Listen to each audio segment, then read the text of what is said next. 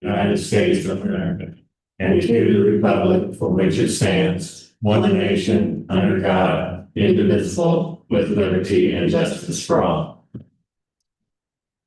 So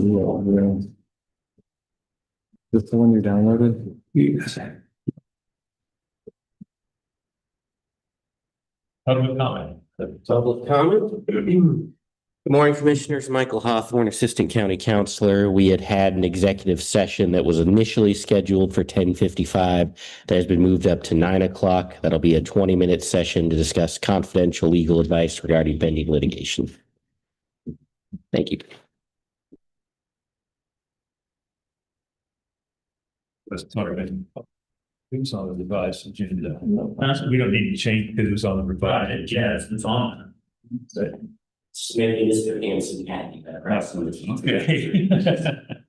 Just in case he wanted, he did it. Down there by the border watching it. Yeah. Watching. On the beach watching. Right, anything else with commissioner comments? In mind. Okay, I guess. Okay, I don't have a whole lot.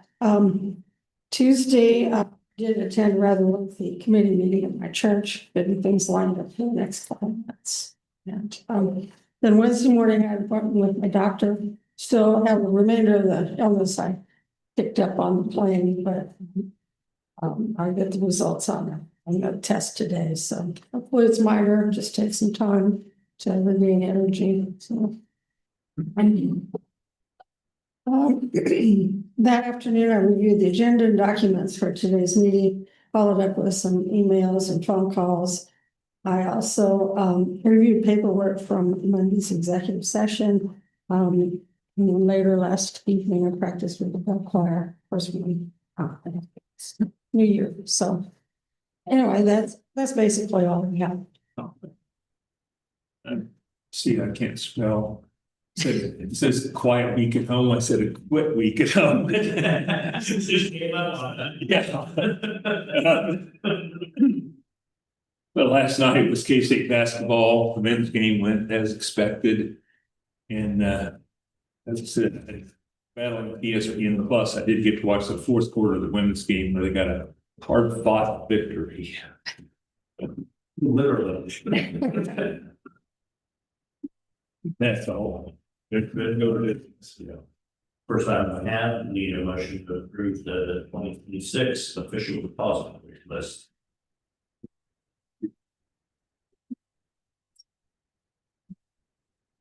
Well, I would make a motion to approve the depository institutions eligible to receive county funds.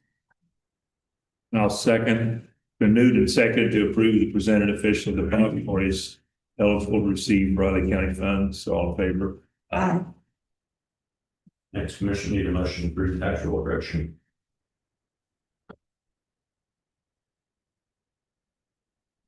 Yeah, I just had a question on the procedure on this kind of, and it was quite a reduction, so I was just kind of wondering about it.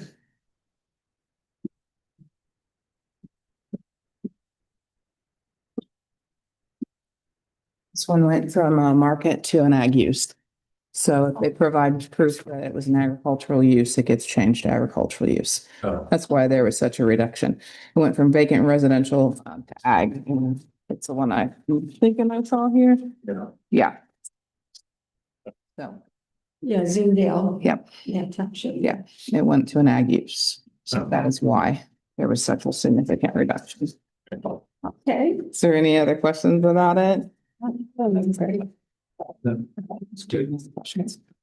Thank you. Okay, thank you. I would make a motion to approve the tax roll correction as presented. And I'll second. Moved and seconded to approve the tax roll corrections as presented. All in favor? Aye. Chair, please sign.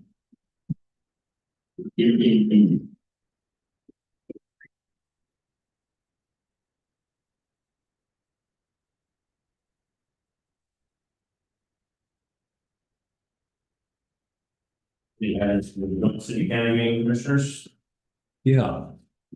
How are they gonna do RCPD when they expand into county for 1,100 acres? Yeah, I heard that. We're about to get a call on that, on that, executive session, all the situation on that yesterday, and I encourage them to contact you. No, And so, yeah, that's something, yeah. It's been a problem for a while, but if they start, decades. if they start, I mean, expanding it even more, it's something needs to be done. Yeah, what can be done? I don't know, but I don't know that we can do anything without going back to the legislature to rewrite it, which will be that'd be a mess, but So I put, discuss our control impact of the city of Manhattan expands east. you know, Well, and is that actually, they have annexed that to No. the city? no, Not yet. they're talking about wanting to do, but also I noticed he was presented at the meeting, the legislative meeting. Evidently before it went to the city commission, it said their planning group had come up with this plan. Probably only consultant. Maybe so.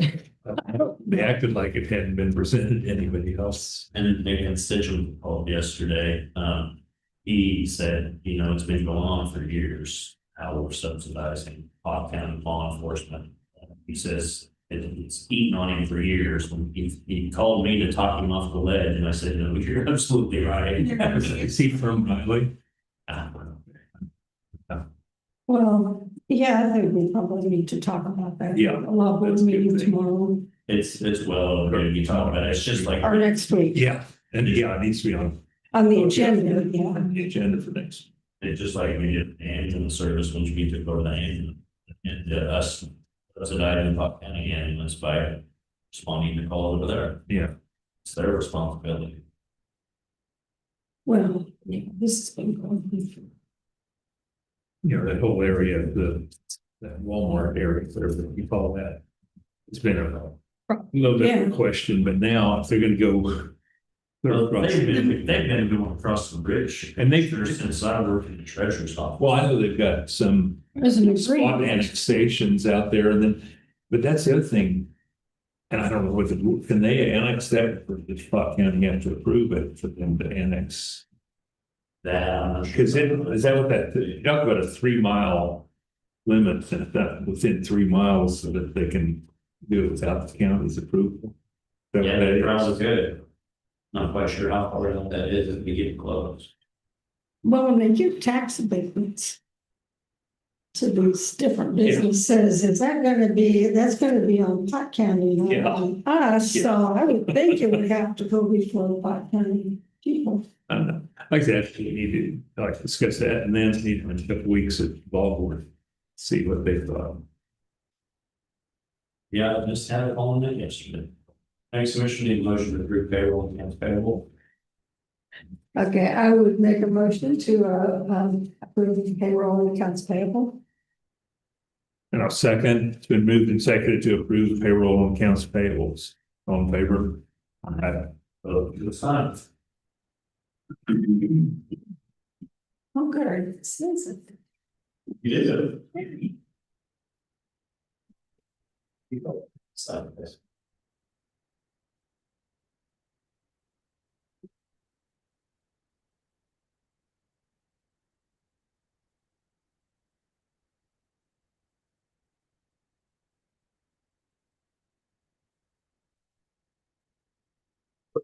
It's busy now, sitting on something. No, it was just tied up on something that went on in David's conference room, and I got 3 staff and 4 staff.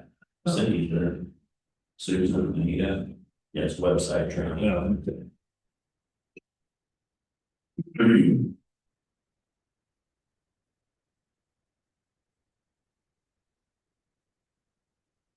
Yeah, if you want to see a bunch of your other applications while across in the conference room over there, where our meetings are at, oh, they're all in there.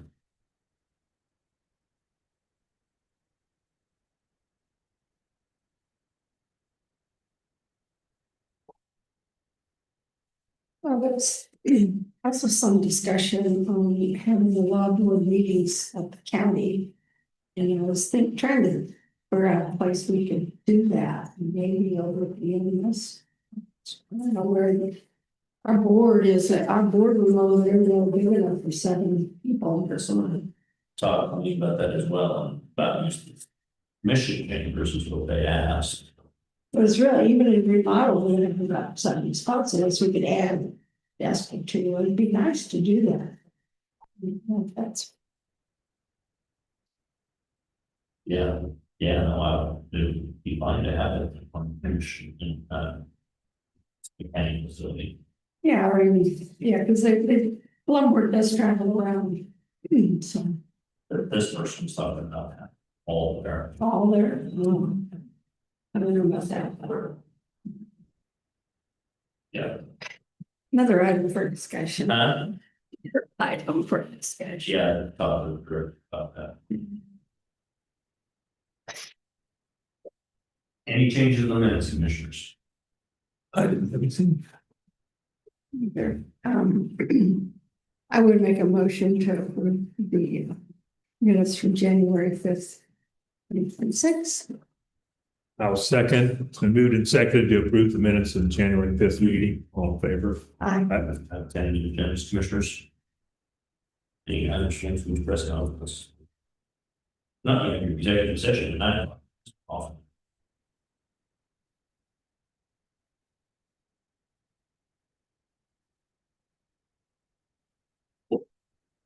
what's it? Something was there.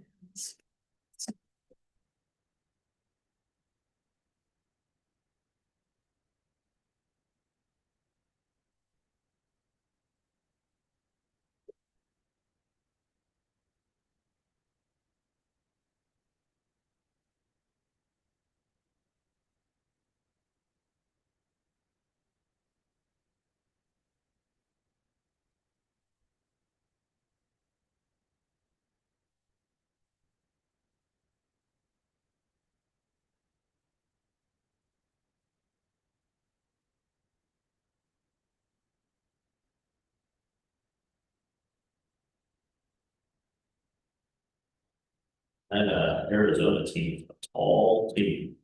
Ooh. Or their starters are 6'7" above or something like that. And you had said the women's team was young, and so I was looking on it, that he was a senior. And then Sides and somebody else is a junior. And that's it. We're the 3rd youngest team in the nation.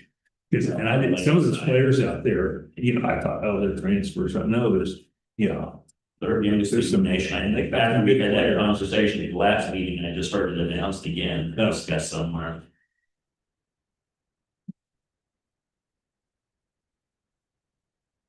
there's some good players there. Looks good for the future, and they're fighting their tail off, sure. Sides said it was off. So she just wasn't doing it. Yeah, they'll be fun to watch. They play hard. Yeah.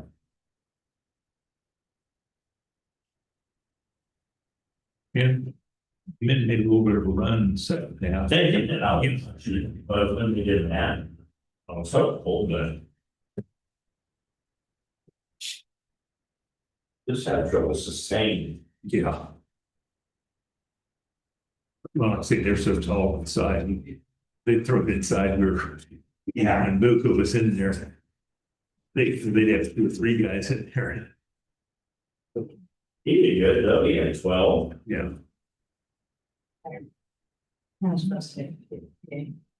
Yeah.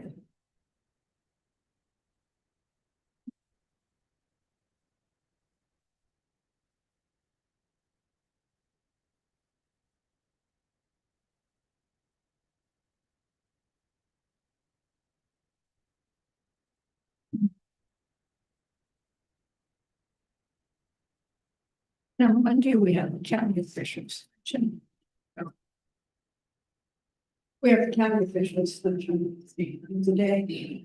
There, yeah, three items that you had. Yes, strategic plan is not today, just discussion thing, others, budget. Evaluations. Evaluation. Okay, are they gonna have? No, not even, found out. Oh, gosh, okay. Point pass The other favorite subjects. I would say tough. Now, do you guys, are they gonna present, you guys gonna present, give us paperwork or anything that we need to discuss? Yeah, well, we're gonna, I'm gonna give a presentation for budget stuff, Shiloh and I are working on another example of that. I will have stuff, to give you and on an email or something already. Do you want to run, do you want to run that meeting since it's, since, I mean, so. Then why do this? Yeah. I didn't hear it. Mine gets a They're break. just wondering if you had any documentation to give them on the discussion for Monday. Okay, This is just a, so it's. general discussion. Yeah, general discussion. Okay, Values aren't set. I'll talk about that in my staff update, which I. And I think strategic plan would be similar. I know John talks briefly about maybe putting something together, but I don't know if he is something to be. I don't see that anything would get in there. Yeah. well, Greg's gonna run the meeting. Greg's gonna, even so, though, even though the reorganized, Greg. Yes. He was just volunteering that. Basically. Just like, Well, if you don't want to, that's, No, that's fine. that's a little more democratic than home.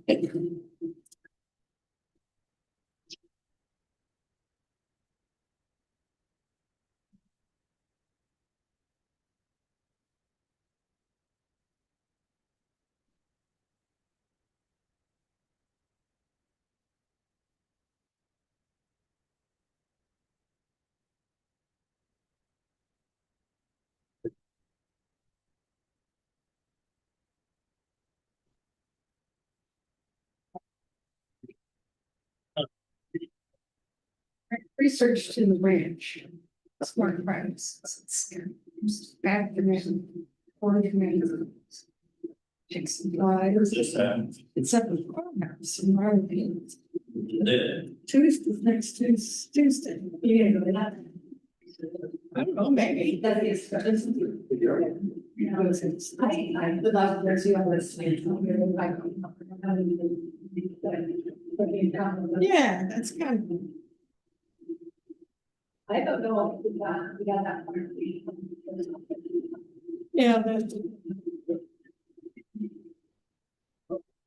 Livestock and the bank for them. It's just not even. Well, I don't necessarily be cash. Being state. Like how it's called coffee I and don't think conversation. it's fine. It's coffee and pie and it starts at 2 p.m. Tragedy in last year is that, we told us the book we were talking to profits, and he started that, did have some, we're gonna at the time. Yeah, I mean, you got free coffee and pie, and they had it for clear, it is now, it's working, it's extension. Extension is Yes. But the young lady that took his spot. Yeah. Can't remember her name. It doesn't say. Yeah, so It's free to attend, you really don't have to sign. now he did, she didn't have on the weekend, so that means it's maybe. They were good, and I was good. Yeah, the coffee and pie sounds really good, because they make it really good. We can actually. Well, and people said that was really, the farmer. Yeah, they're a good place to come with this. Yeah. But you're having. Yeah, I mean, it's, Then a decent lot. Yeah. it's. Everything in the evening, but yeah, it's about being.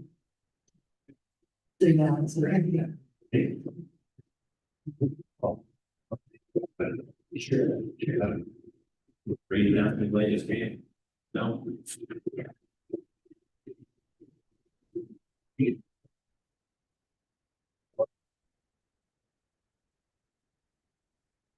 Fixing that yesterday around here. I don't think the harbor stuff comes till later.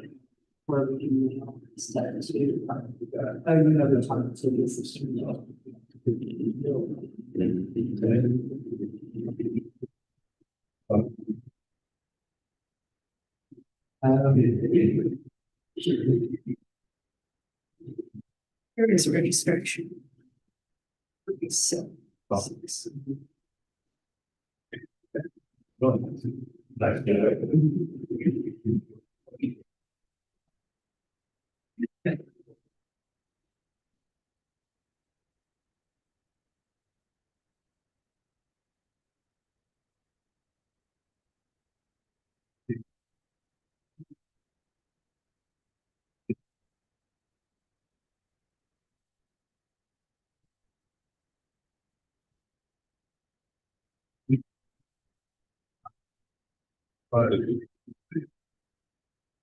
So you want to be kind of public.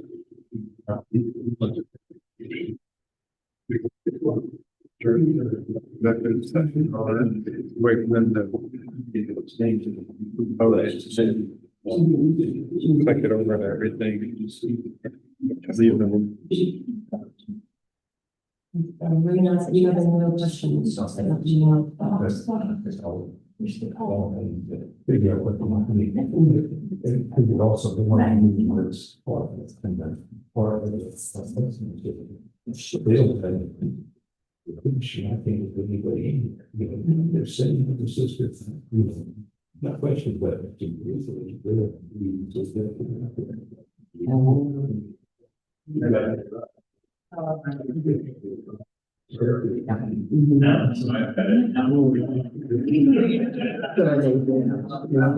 It sits higher. Higher than you. Yeah, it's no different than real life. But Yes, it is nice, Mom. yeah, as far as, I mean, I'm not getting how that, like, says, I'm supposed to. Yeah. Well, I'm like spas. Oh, really? Yeah, it's supposed to get 21. Okay, You are, sit down a while, just when you got it. I can't remember.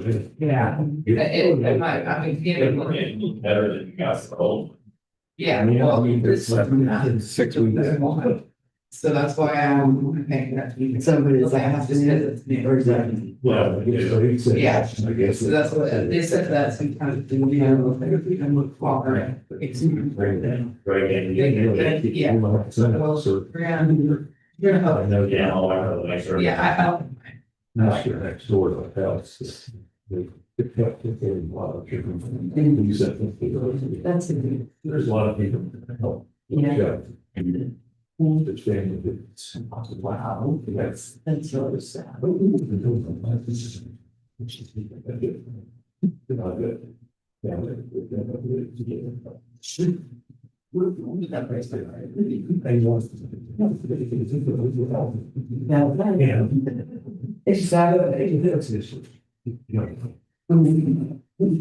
I'd say it's kind of adopted, you know. Yeah. That's nice. But yeah, so that helps. Yeah, I think at least, you know, that I had talked about that for this. Yeah, just walked away. Yeah, all right. Okay.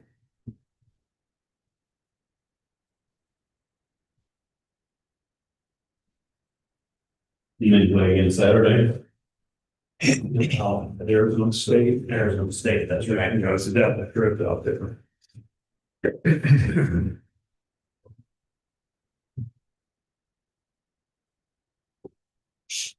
Sounds like the football team's getting put together. Yeah. No, he's had late nights all week. Been shuffling people, bringing them in and out. Yeah, he's 10:30 every night, so since last night, he got home earlier, but after 11 one night. Busy. I'm sure, what is it? how many thousand kids are in that portal, and got to sort through them and figure out who you're interested in, who you're not. Yeah.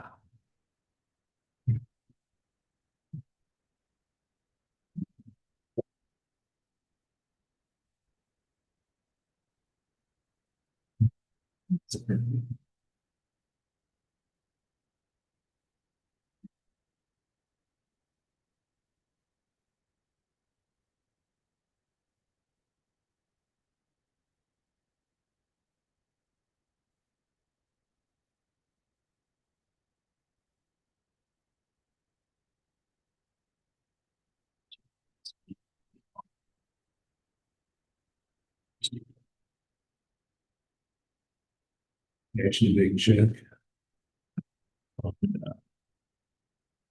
You see, saw two different things over the last week about, was it Washington's quarterback signing, and then how the 4 million, somebody else had number 6, was A&M or Tech, one of those two.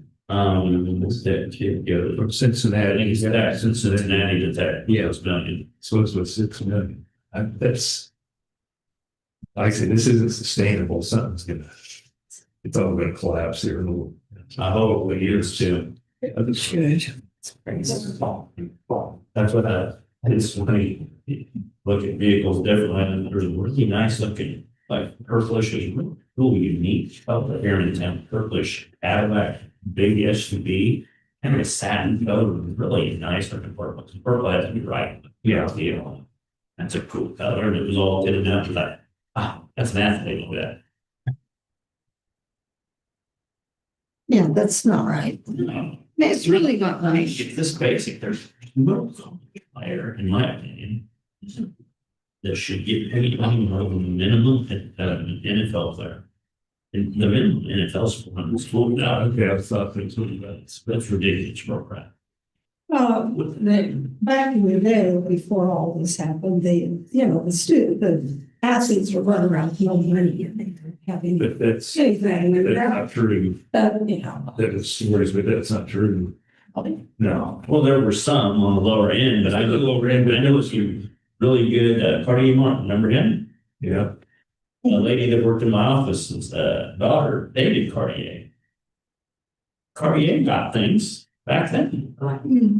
Well, and they say even the schools, I mean, if you had all of your food and lodging and your uniform, everything is paid for. But then also several years ago, they started giving them the stipends, extra. The other students don't have those. During the season, the training table that, Oh, yeah. unreal, because I know, because Logan gets to eat off, and he'll bring home, food that he didn't eat or whatever, but yeah, the training table during season, because it's so busy, yeah. It's Oh, they are, but we used to go to cover food at the top table over there, and there's just like tons of extra food too. It's always really good.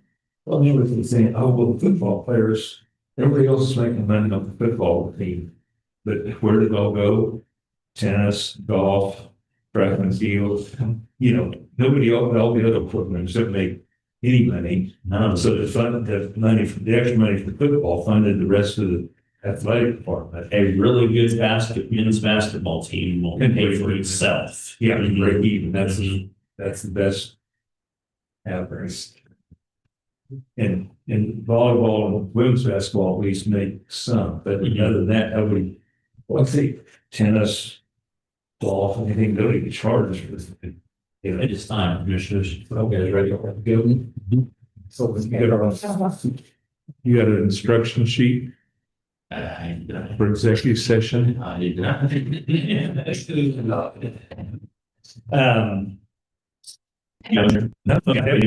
that. The motion would be, county commission, including Chairman McKinley, Vice Chair Oki, Commissioner Ford now recess in the executive session for the purpose of consultation with, and this is incorrect too, Michael Hawthorne, County, Deputy Assistant County Counselor, attorney for the commission, pending litigation, a matter which is deemed privileged in the attorney-client relationship, and exception to Kansas Open Meetings Act, open meetings to resume at the county commission chambers at 9:20 a.m. Do you so move? I so moved. A second.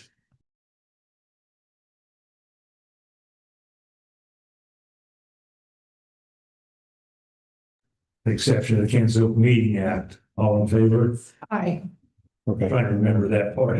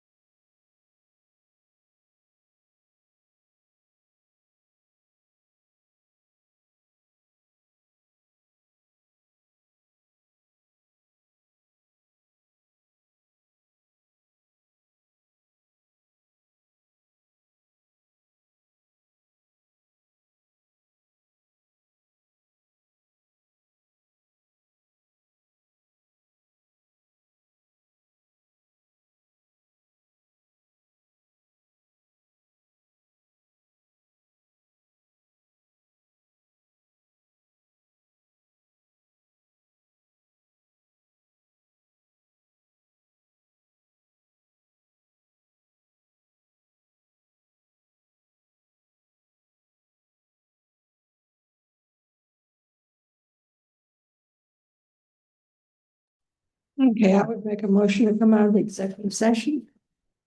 I'll second, the moved and second, out of executive session, all in favor. Okay, I would also make a motion that consensus was reached during the executive session. I'll second. It's the moved and seconded. Moved and seconded that is,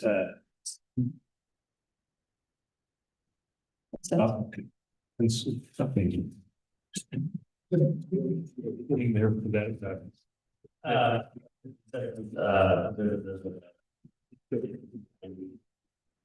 That action will be taken consistent with the consensus we have. All in favor? Aye. Have it to read, we're not supposed Yes. to do that, sorry. You said that.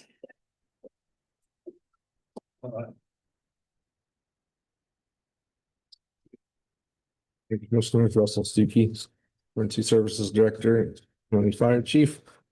Got my December staff update for you. A lot of normal stuff on there. Couple of things that I'd highlight is we've started working with primarily Robert Cox, started working with USD school districts, especially the rural school districts. On doing an active shooter exercise like is done in Manhattan pretty regularly. And we've worked over the years to try and get that started, and between just all the different agencies getting on the same page. And I think maybe we're finally there to where we're going to get something started with those school districts, which will be good.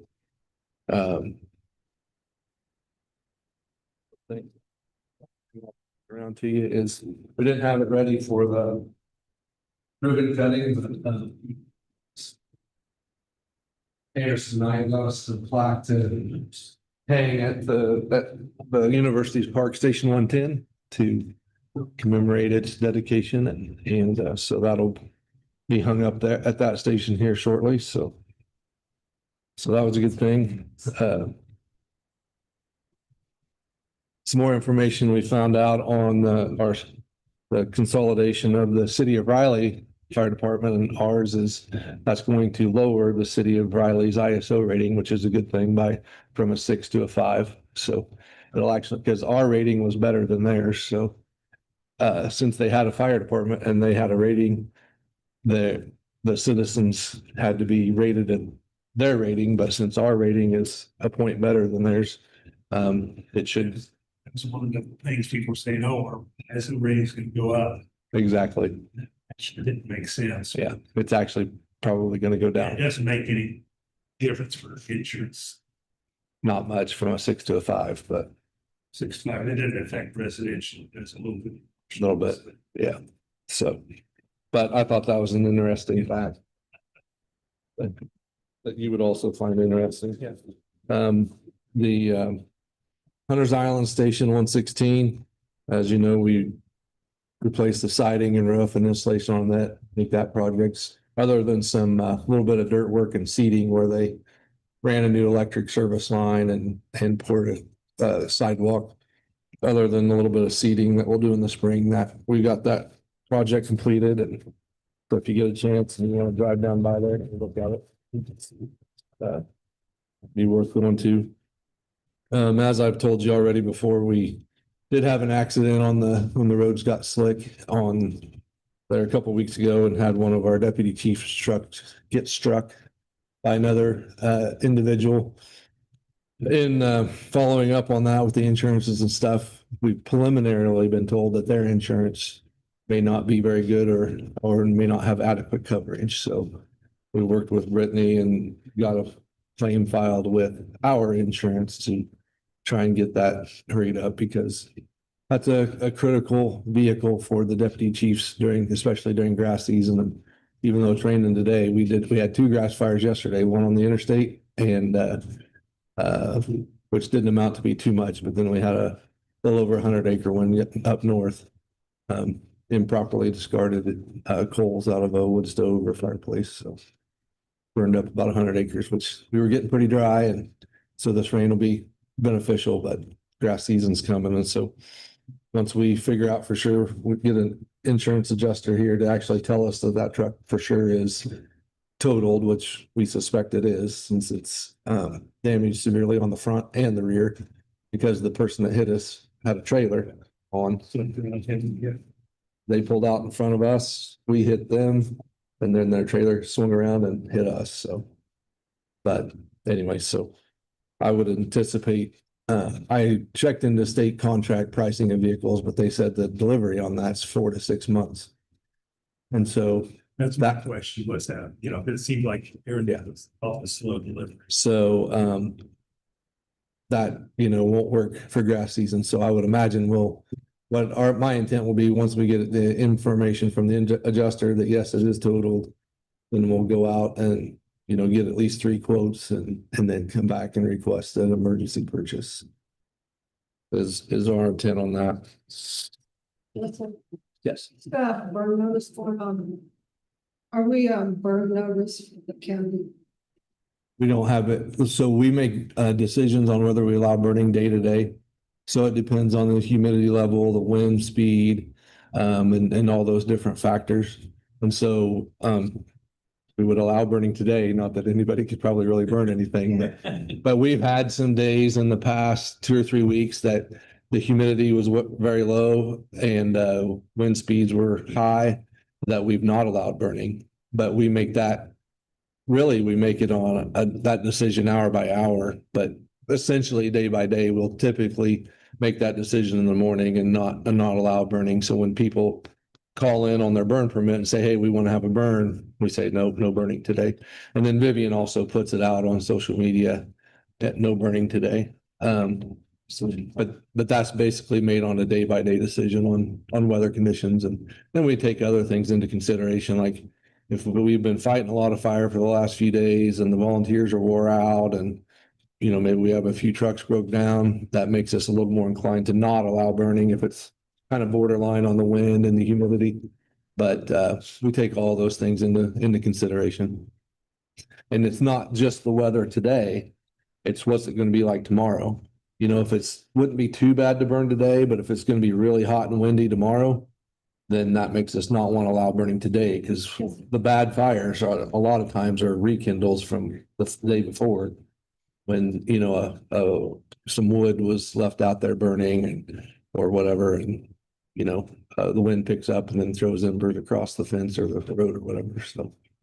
You have any problems with fire pits and that kind of thing? Yeah, we had a burn, I think last week, we had a fire that was because of a burn barrel. People were burning their trash and there was a fire. It wasn't a big one. It didn't get too far like yesterday's. Burned a little over 100. I think we estimated 100, between 100 and 150 acres. And that was from, like I said, discarded coals from wood stove or fireplace. But yeah, it's not uncommon to have somebody burning trash in a burn barrel or something, and either they don't have the right type of screen lid on it, and then the wind, kicks stuff up out of it, or maybe it's rusted out and the fire just creeps out of it or whatever. So that's not uncommon. I would say several times a year that's the cause of the fire. Yep. Okay. Thank you. And so the other thing that I was going to bring up, and we talked about it in the department head meeting a little bit yesterday, is, as you know, the state is closed K-13 there at the dam going up to Tuttle Cove. And so that leaves one way in and one way out going through Pot County across the dam. So I think with the commission's blessing, we should do probably a little bit of a public information campaign just to let the people know, in particular in Tuttle Cove area, that there could be significant delays to emergency response from fire, police, and EMS. So, we will have to go on Barnes Road and Dyer Road up across the dam to get back in to Tuttle Cove. And like I said, when I say we, that's everybody, law enforcement, fire, EMS.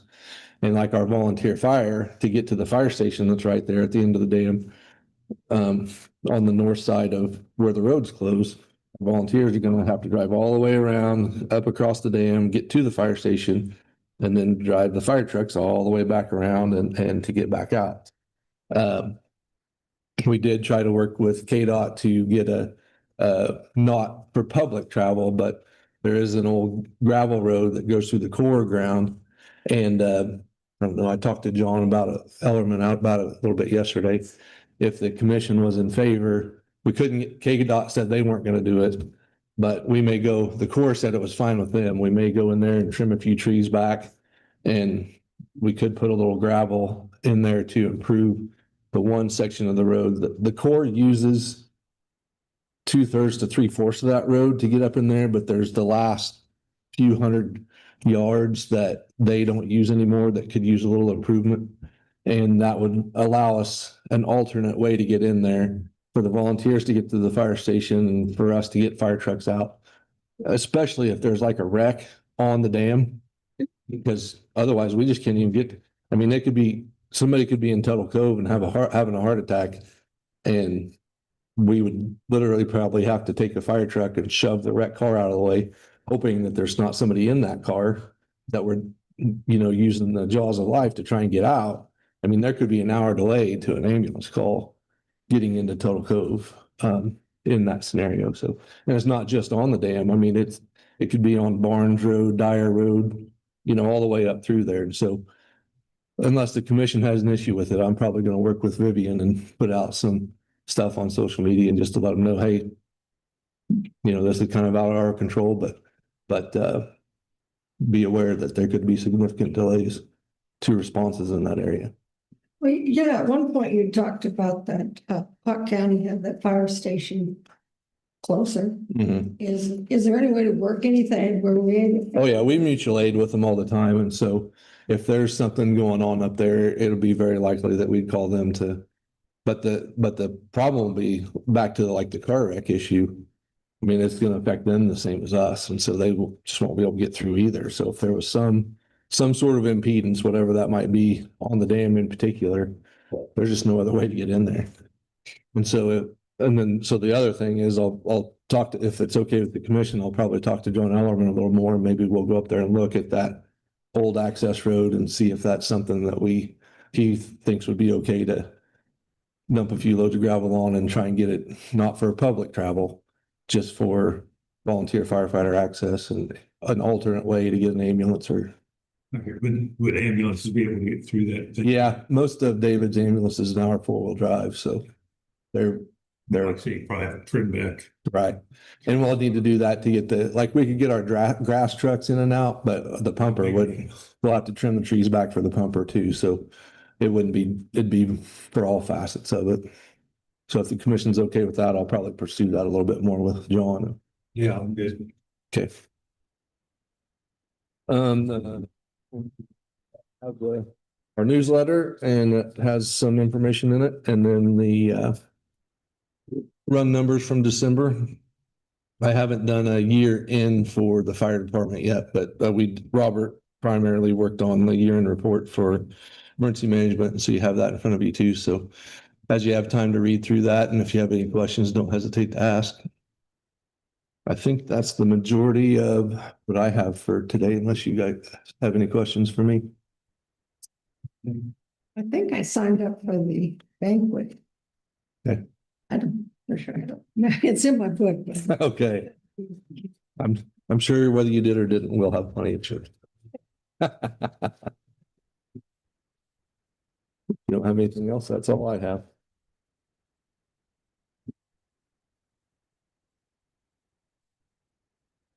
I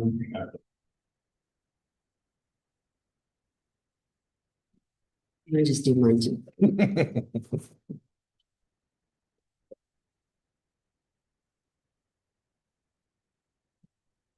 Good morning, Commissioners. Shiloh Hager, Riley County Treasurer, with the December revenue figures.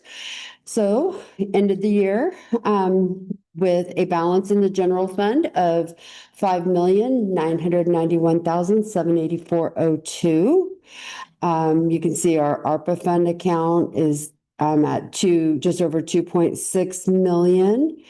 End of year balance, 136,880,682.57. You can see here in the tax holding funds of 72 million. Those are taxes that have been collected through the end of December that will be distributed on January 20th to the various entities. Our cash on our asset side, you can see our various bank accounts and the amount that we currently have in investments. Speaking of investments, ended the year with a net interest amount to the county general fund of $2,231,346.38. We had budgeted 2.1 million, and that's 106% of what was budgeted. You could, just for comparative purposes, you can see here 25, 2.2 million, 24, 2.9 million. So the interest rates are going down. Interest in the ARPA fund, 226,371.11. Obviously that number is going lower because we're spending that money down, but the interest rate on the checking account for December, 3.96%. We have been able to lock in some investments at a rate of 3.65% for the upcoming year. General fund revenue for the month of December, 880,177. You can see here that I did make the motor vehicle transfer of 325,000 to help offset the costs that are covered by the general fund for the motor vehicle department, which leaves total revenue after the transfer of 1,205,177. This is 41% over what was budgeted for the 27.32% over what was budgeted for the month of December. But year to date, we ended up at 3.16% over budget for general fund revenues. And here you can see we have collected 103.16% of the revenues for calendar year 2025. For sales tax is still just it's lower than it was last year. You can see this is the amount of the general fund sales tax that the county gets to retain. 195,860.27 compared to 205,000 last year. We are still over budget, and year to date, we just made budget $2,297,100.39 of the 2.2 million that we had budgeted for 2025. And the road and bridge fund, year to date, we've collected 2,738,745.01.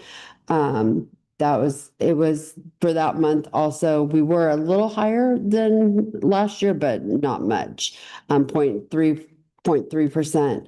And then year to date, we ended up the year 2.02% higher in the general fund sales tax than 2024. And same thing with the road and bridge. Sales tax was a little bit higher. These are sorry. These are October sales. So a little bit higher than the previous month. This is the breakdown of the various areas that we track. Retail trade is still the highest. And then this is the breakdown of how those sales tax dollars are distributed among the cities and the county. Any questions about any of that? The county general sales tax went down, I mean, just slightly, but the road and bridge one went up. Why? That I have not been, I was not able to figure that out. I think. Big number. It has a little bit to do with, because that amount is what we get to retain. And it also depends on that allocation between the cities. So, so it was what we got, because the road and bridge part is all what we get to keep. The allocation was just was slightly different. Here's the allocation. You can see, yeah, I noticed that too, but I could not figure out why that was just slightly different. And neither one of them, I mean, the one that went down was just Right, a fraction and the one went up for even. Right. It's 4%, right, but they're just odd that one went up and one went down. right. I agree. I agree. I will continue to look into that because I did not, I could not figure out why. And it was so slight that I was like, well, I was gonna get this done. And any other questions for me? So, so we're obviously continuing to collect, taxes. Obviously at this point, if you did not pay the first half taxes, interest is starting to accrue. If it's personal property, intangibles, heavy trucks, watercraft, all of those are now due in full. You can no longer pay just the first half, and there are penalties. We will be sending out delinquent notices here towards the end of the month. Like I did mention, we'll be making the January distribution is due by January 20th to the various taxing entities. The staff is very busy right now with heavy truck and trailer season and then commercial season. So that we've kind of hit the ground running with that. We are, with the trailers this year, we're working with the appraiser's office because of the law change. Some of these trailers are now going to be non-taxable. So we will continue to register them, but they will not be on the tax roll starting in 2026. So we're working with the appraiser's office on getting them the information that they need to determine whether these trailers are taxable or non-taxable. So that's added a little hiccup into our processing this year. We've also, I will just go ahead and mention again, we did start January 1st collecting the facility fee on registrations and titles as people come in the office. Just a reminder that if you're wanting to do a renewal and you want to avoid that facility fee, you can do it by mail or our Dropbox. And like I said, this is our way to help offset the costs of motor vehicle that's being subsidized by ad valorem tax dollars. And I will keep telling you that until we can get legislation passed to hopefully get that corrected in the future. Any questions? Thank you. All right. Thank you. Have a great week. Rest of the week, I guess. Christian, I assume? Yeah. And Cheddar?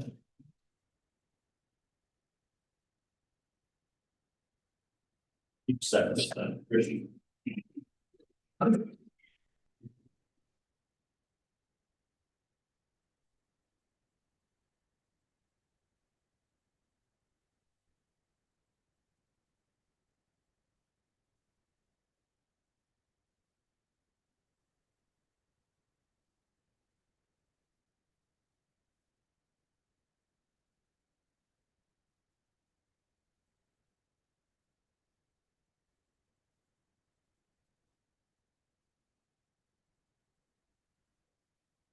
I fell asleep in here with the rain.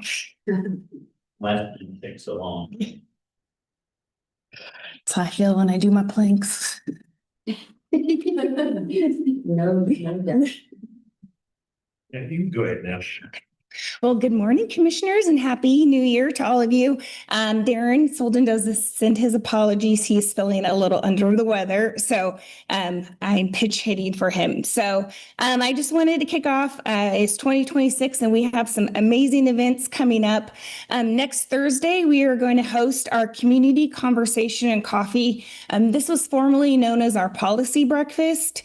This is just a casual gathering that is actually free of charge that will take place at 8 a.m. At 1960 Edge District. We just invite community members to come grab a cup of coffee, pull up a chair, and be a part of our dialogue with our region. Next week's speakers will feature Nancy Burton, who is our 2026 board chair, and then Jason Smith, our CEO and president, as they kick off our agenda and ideas for 2026. Yesterday, we announced the winners of 20 Under 40, and it's an outstanding recognition of young professionals from not only Manhattan, but Junction City and the Wamego community.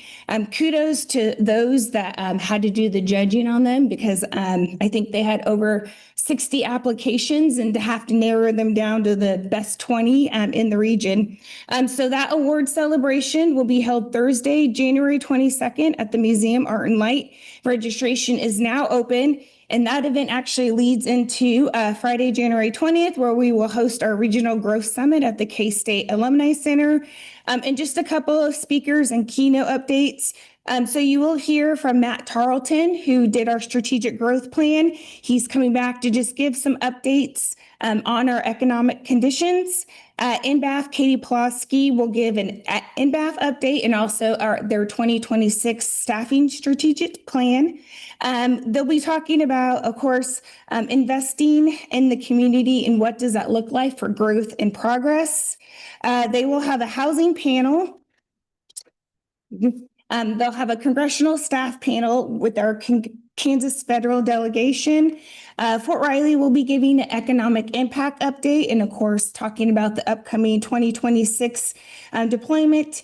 We'll hear from our community partners, such as Junction City, the Manhattan Area Regional Partner, the Manhattan Area Chamber, Pottawatomie County, and Wamego. And then we will end the day with an update from Sheila Glasper of the Black Entrepreneurs, and also Lisa Isaac for the Flint Hills Accelerator. So it's going to be a great event, and we hope that everybody can get registered and come and figure out how we can grow our region to become more strong. I'll switch my hats, military updates.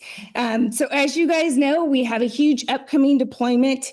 So as mentioned earlier, Colonel Nunziato, the garrison commander, will give a preview ahead. And then he will actually come back in February to be our first guest speaker for our MRC lunch, which will be held at the DoubleTree.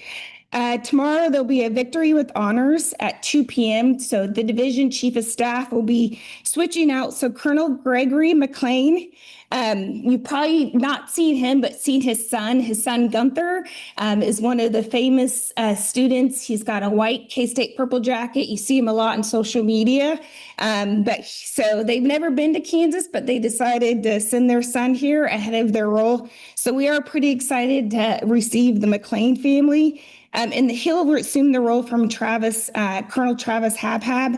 And I'm excited to share that the Habhabs, as I mentioned before, they are not leaving the region. They are actually staying here. And later this month, he will assume the role as the new executive director of the K-State Military Affairs.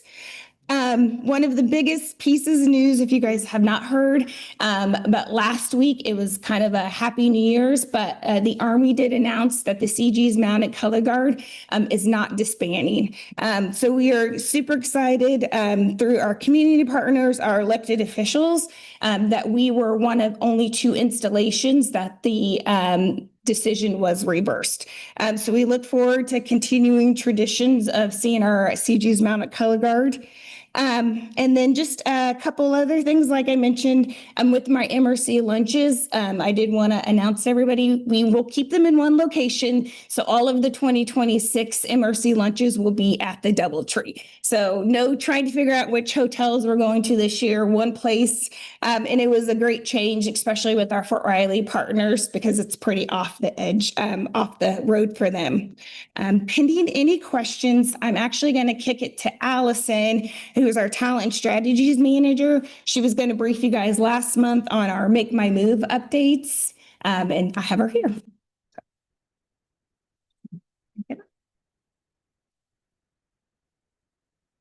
Morning, Commissioners. Allison Muth, Talent Strategies Manager for the Manhattan Area Chamber of Commerce.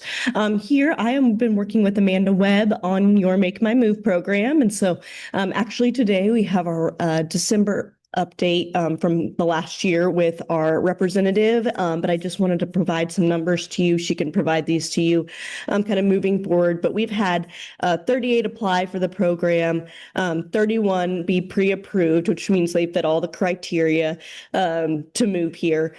We've offered 5 individuals a spot, and then we've only had as of yesterday or the day before, we've had one that's accepted. And so we've been in contact with him, trying to find him some housing and some different things so he can have a smooth transition here. So I believe that one is 2 adults and 1 child, and they have a remote job. So we're pretty excited about that and just seeing that program propel, but there'll be additional slides and information that Amanda can share with you as well, but we're really excited, and it's been a very smooth process that I wanted to update you guys on. As far as talent initiatives go, our graduate school mentorship program, I'm proud to announce we have 25 individuals that are paired with business leaders here in our community. So we've identified them as a talent pool that we would like to keep here in our region by investing resources and time and using our business community to partner with them. So we're excited about that. This is the 2nd year. And then Leadership Manhattan kicks off. And so on the 26th, we will have our Leadership Manhattan welcome reception starting at 4:30. That's 20 individuals across the Manhattan area that have been a part of the class. And then we have 13 youth again this year. And we have included a few from Riley County, or I'm sorry, Blue Valley Randolph as well.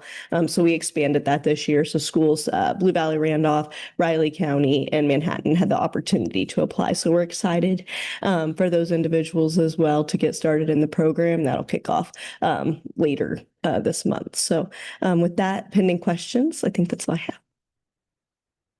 Awesome. Thank you so much. Thank you. Again. Commissioner, 9:10 o'clock.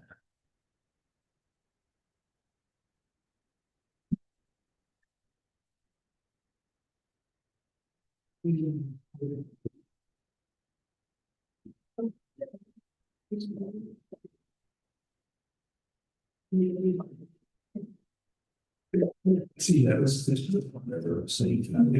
It's the same one that over Christmas thing. Space that off. That's it. They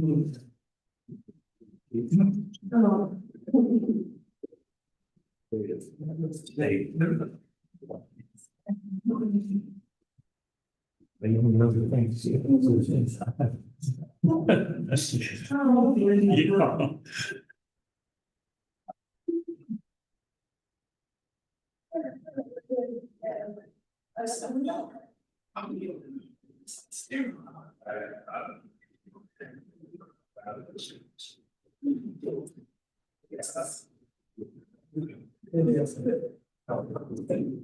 Yeah. Yeah, I don't know why it seems bad. Yeah, yes. See my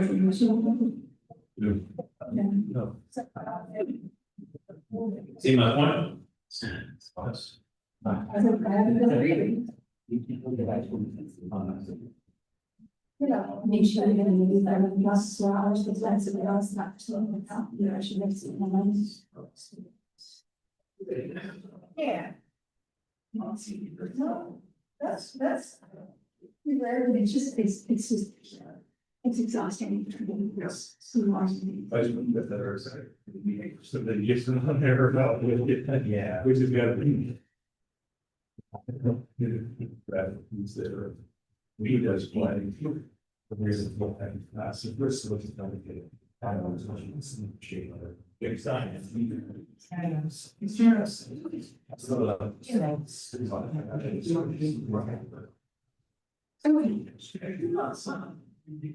Yes. Yeah, yeah, I was like, well, I never had food for him, so I don't know if that was it, but. Yeah, I mean, surprised if somebody other than. Yes, somehow, stuff that seems to be good. Yeah, they could have. Yeah, so that was.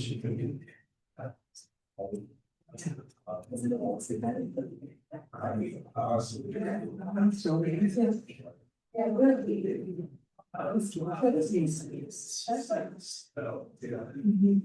It's a long day.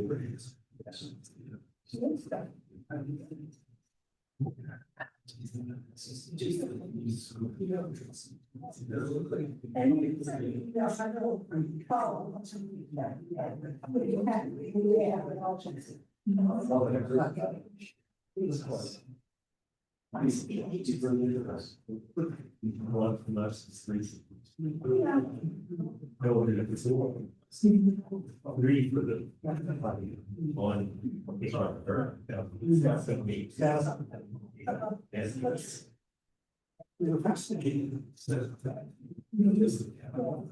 Yeah. Well, it's like, oh, Jesus, and that has to take off. Yeah. Well,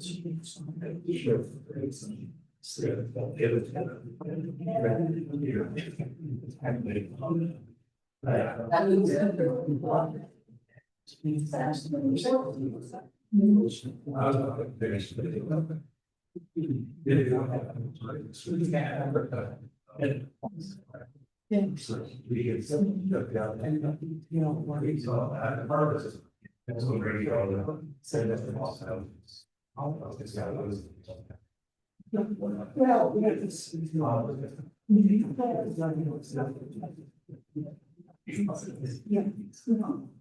So.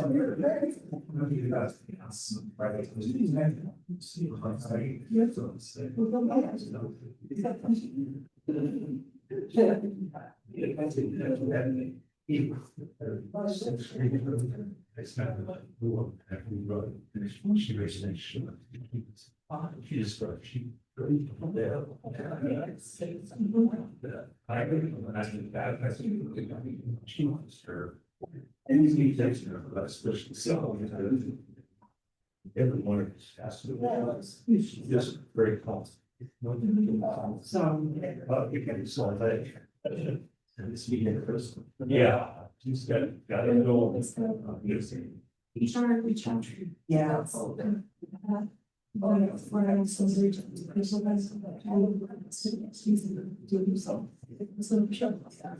Yeah. Yeah.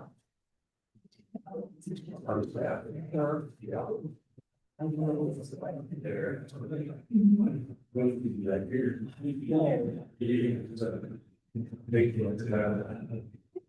No, I think that's it. Yeah. Yeah, or whatever. Yeah, I'm supposed to moderate too, which I'm not. Yeah. Yeah,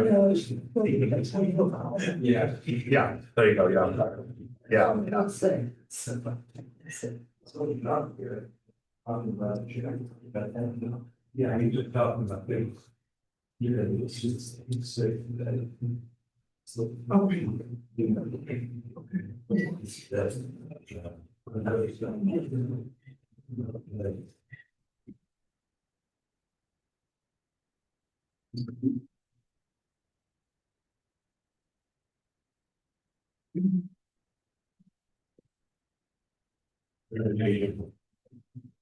Good.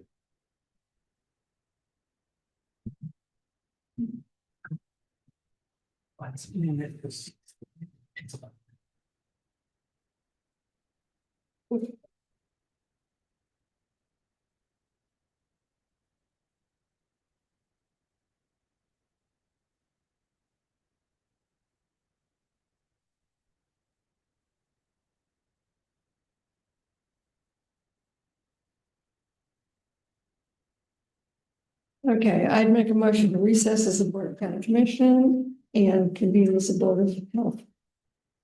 No, I'll second. The move and second to recess as the Board of County Commissioners and convene as the Board of Health. All in favor? Aye. Good morning, Commissioners. Diane Krieg, Health Director. I'm here to request opening up the fiscal analyst position to be refilled.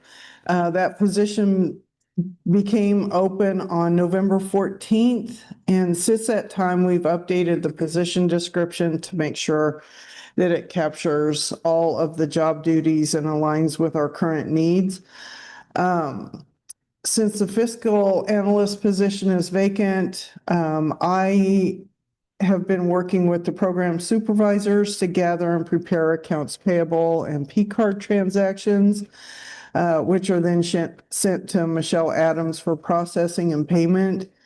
I'm also working with clinic staff for deposits, and Leslie James and Tasha Drake for insurance, to process the deposits daily and send those to the treasurer's office. It is a huge job. So it's amazing, but it's been a really good experience because I understand now what those positions need to do and how they need to function. So really it's been helpful. It's been painful, but it's been helpful. So it's been good.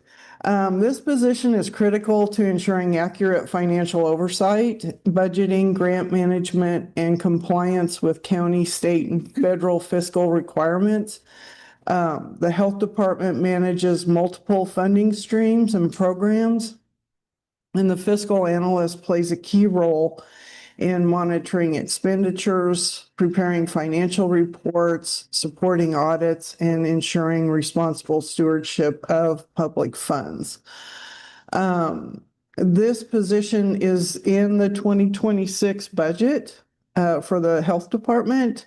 The salary range is $23.67 to $25.73 per hour, depending on experience.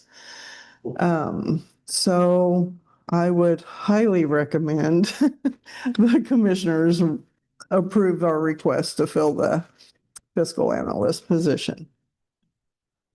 Do you have any questions, concerns? Okay. Well, I would make a motion to approve the request to fill the fiscal analyst position for the Raleigh County Health Department. I'll second.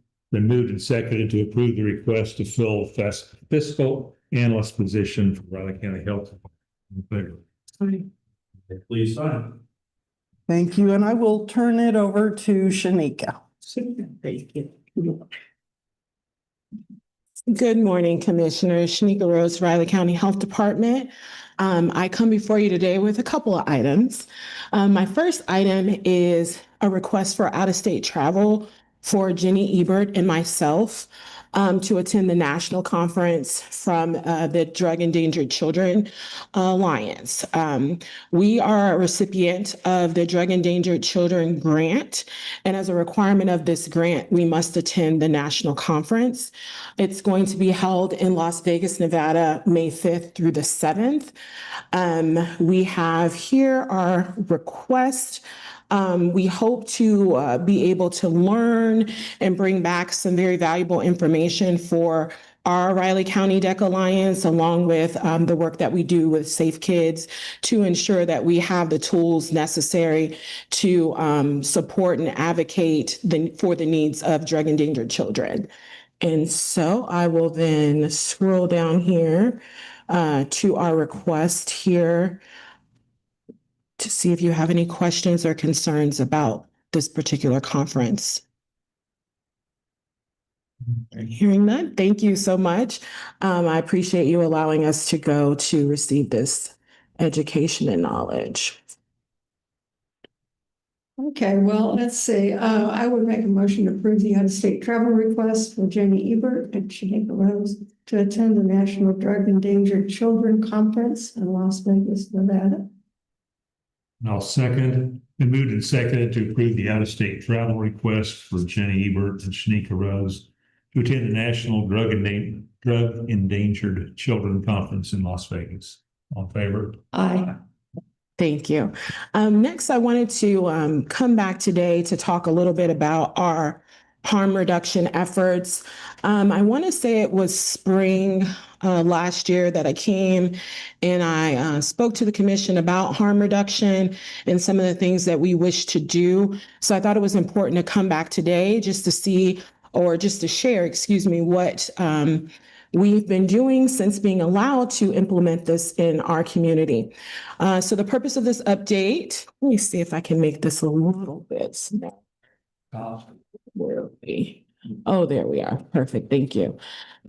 My goal here is just to provide an overview of our naloxone distribution efforts, share some of our key accomplishments and highlights, and then talk a little bit about our next steps and our priorities. So, naloxone distribution. Since being allowed to provide naloxone to our community, the health department staff has provided 1,230 boxes of naloxone. These are, most of the boxes we have actually look like the photo here, and we have been able to provide this to our residents and community partners. Next, I want to move into, again, reminding why naloxone matters.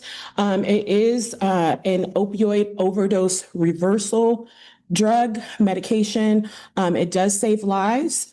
Overdose does still remain a significant public health concern. Timely access increases survival and reduces harm. And a community-wide distribution has been a proven strategy within public health.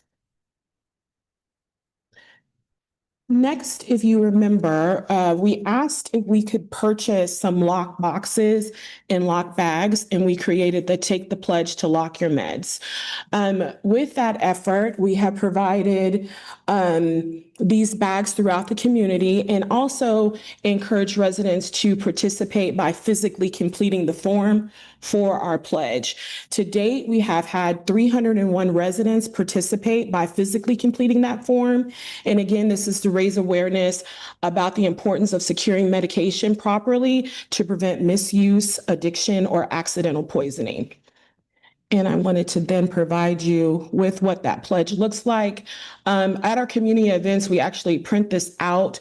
We also have a tall display where people can see the pledge, and they also can scan those QR codes if they need more resources for either drop-off locations or other medication disposal. With that, we have provided a total of 452 lock bags or boxes. Actually, that is about 25 more since yesterday, because I want to note that we do have a partnership with Pawnee Mental Health. Their CSU staff have come and asked us to support their effort with their safety plans. So we provide these lock boxes and bags. And if anyone screams high on their need, then they also provide them with a medication box and bag, and that has been working very good for them. And yesterday they actually came to get 25 more bags. So my report is not correct. So add 25 to that amount. But we're really happy that we have that partnership with Pawnee Mental Health. Next, we came and we provided you with our one boxes, and we talked about the importance of having one boxes in our county offices. So I want to extend a thanks to Public Works for helping us get these boxes in our county offices, and also wanted to provide information about where else we provided these one boxes. So we provided them to Be Able, the Manhattan Emergency Shelter, the senior housing at Colorado Plaza and Garden Way. We have provided a one box to the senior center, and we also have a one box placed in the common table fit closet area of the Lincoln Education Center. Do I have any questions as I go through? Any questions about any of that thus far? Okay. And then lastly, our new initiative is the Safe Home Empowering Parents Pledge.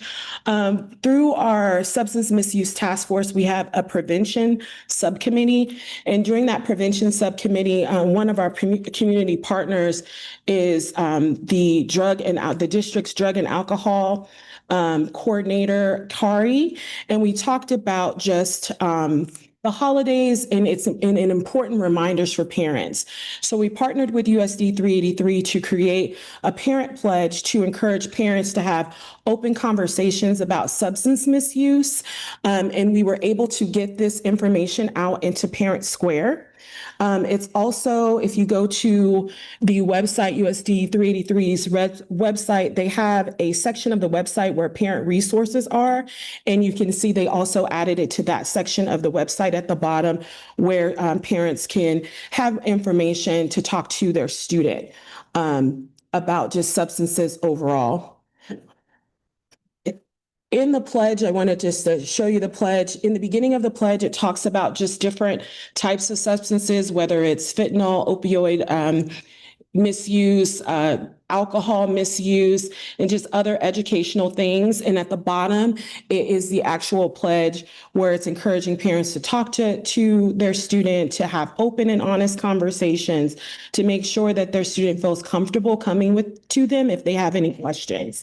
And so this went out on Parent Square the week of, well, it went out right after Christmas, I believe. So right before we went to the New Year's break. So pretty new. We're still getting some parents signing the pledge. So we're excited about where this goes and the information we can receive from the district about how this was received from parents. So next, I want to talk about our next steps. So we do have the Substance Misuse Task Force, and what we would like to do is refocus our efforts there to make sure that we're meeting the needs of those task members.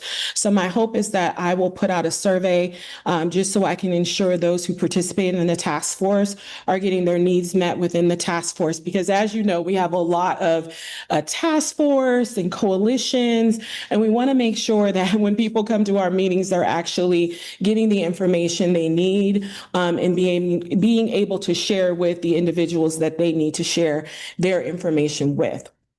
Next, we want to discuss the OD map. So the OD map is an overdose detection mapping application program. This allows us to receive real-time information about suspected overdose data to support public safety and public health efforts to mobilize an immediate response to a sudden increase or spike in overdose events. So back in 2023, I believe we did have individuals from, I believe he was with WSU at the time, talk to us about OD map. So we want to revisit this to see if our community partners feel like this is something that we can commit to be able to put this information in the system, to have this real-time data. Because one of the struggles that we do have is being able to access real-time data about what is actually happening in Riley County. So we think that this may be a way for us to get that data. Next, we want to increase our community presentations and trainings. As a reminder, we do offer trainings regarding just fentanyl and opioid. We also have trainings that will help people be able to safely administer naloxone if they're uncomfortable. Jenny Ebert can provide a presentation or training around that. So we want to make sure that we are increasing those trainings, and then also seeing if there's additional training that we may need to provide in the harm reduction space by getting that feedback from our substance misuse task force community partners. Does anyone have any questions? No questions? Well, thank you for your time this morning. And again, thank you for supporting us in these efforts. Okay.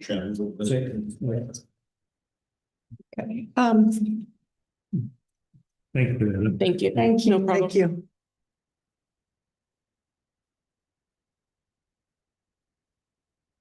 So, I would make a motion to recess as a board of health and reconvene as a board of county commissioners. I'll second. You moved and seconded to recess as the Board of Health and reconvene as the Board of County Commissioners. All in favor? Aye.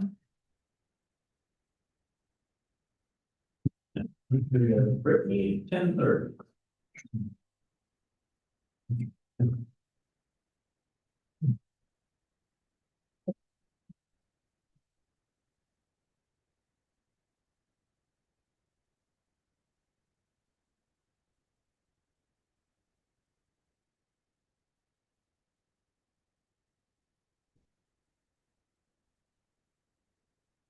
Yeah. So goals. Do you recall, when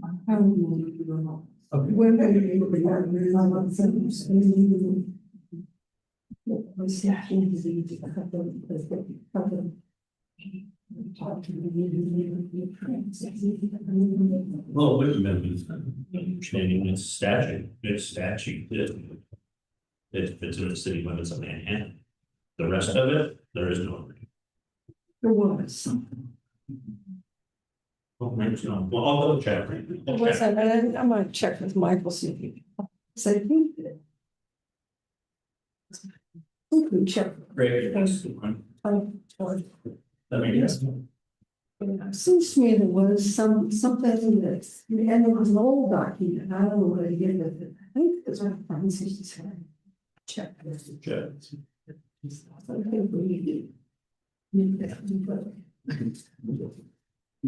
Well, overdue. It is, Subsidizing parking for a long time. yeah, it's really good. But then get the tax. And the station man. Yeah, it would have been either dollars, either this is. It was not procedure. I have it somewhere, maybe, probably in the other office. You will check. Cindy's really good at finding these things. It probably would have been back in whenever that Walmart. Well, no, because that would have been part of city of Manhattan, so Yeah. state law covers that part. Yeah. But state law doesn't cover this little part all the way out to like going through trailer park and all that. Goes on.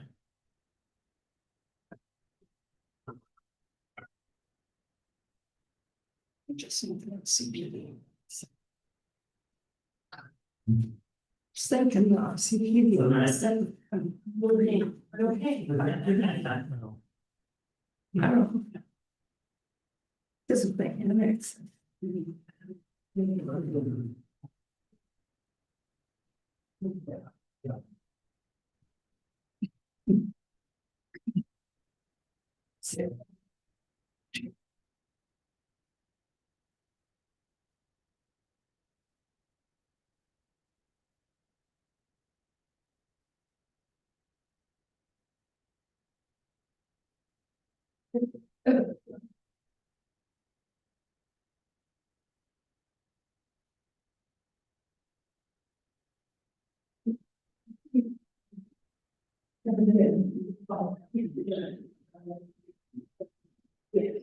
So we're going to present it at the city hall. Yeah, issues from that. So JP. I'm talking to you. And then he has said if she's yeah, she next week. So that she will be.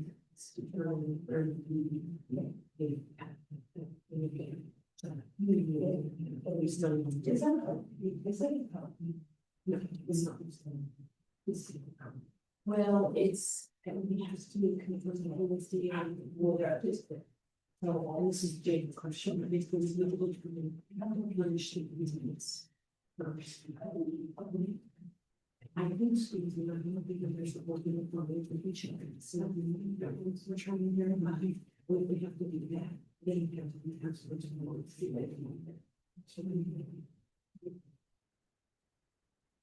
He said he had something to do that. Yeah, he sounds like he's thinking we do much, but he also mentioned, you know, you want to job that you don't have information. So you don't have to do it.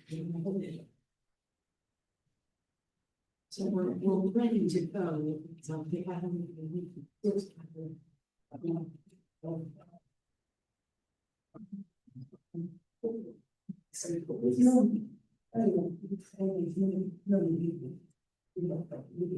Right.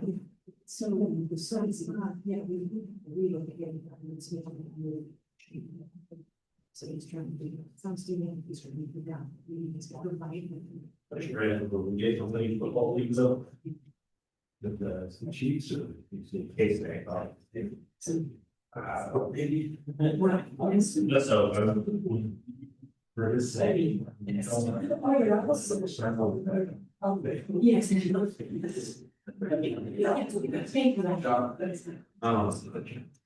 Sorry.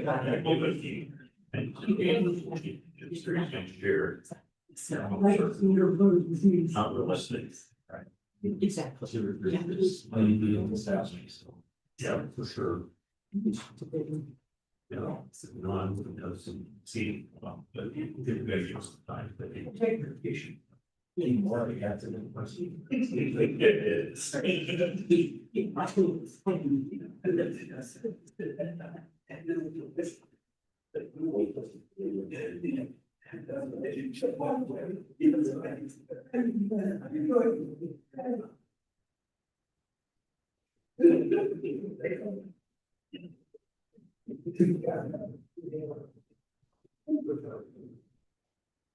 You might.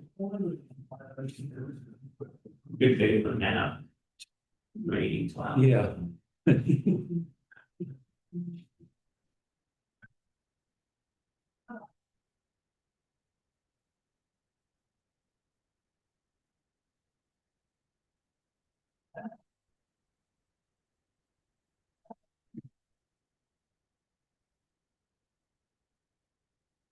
Exactly. Somebody is not involved.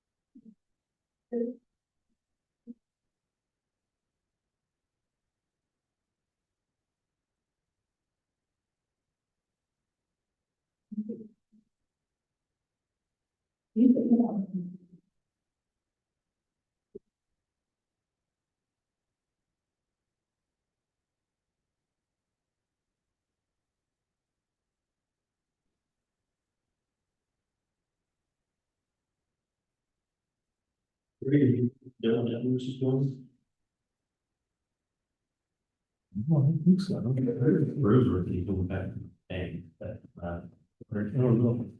Confirm. I haven't heard anything about him.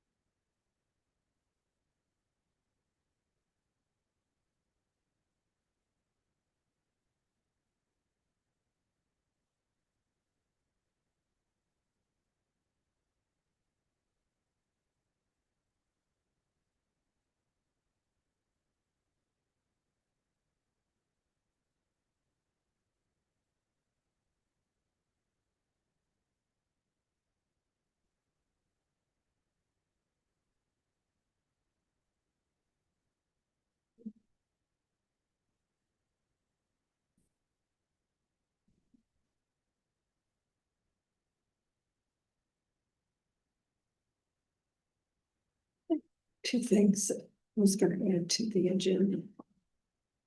One, well, I had the RCPD top 10 was a little. I wrote down.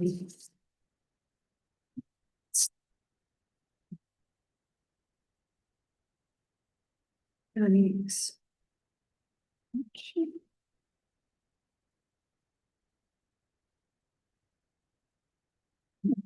You think of.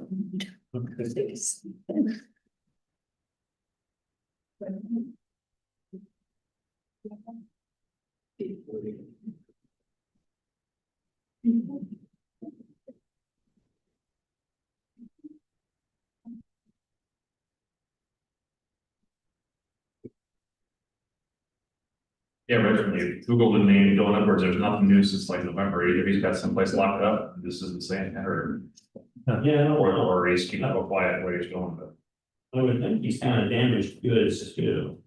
yeah, He was bouncing around a lot, even initially. yeah.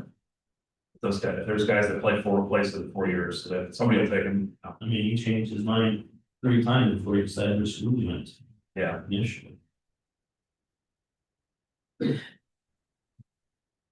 So one thing he said, and I think it kind of sums him up, it's the first player they've ever seen that likes the recruiting process better than playing. careful, kid. I'm breaking this week. I'm breaking this week. Just take everything out with me.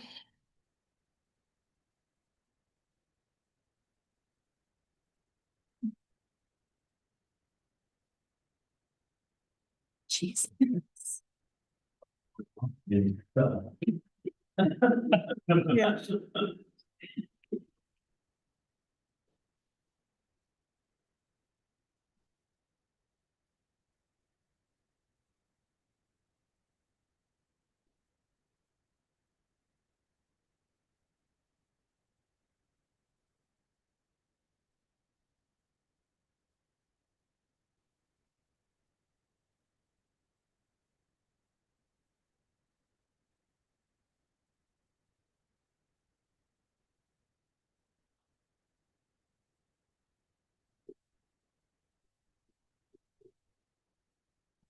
Who's this?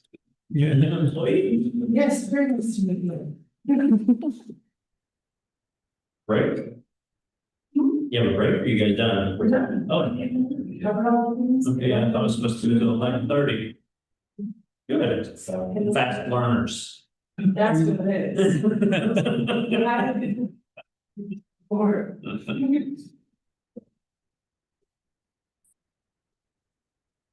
Actually, the trainer was Annalise, that used to be on our elections department. Oh, Civics Plus, now that's who the trainer was.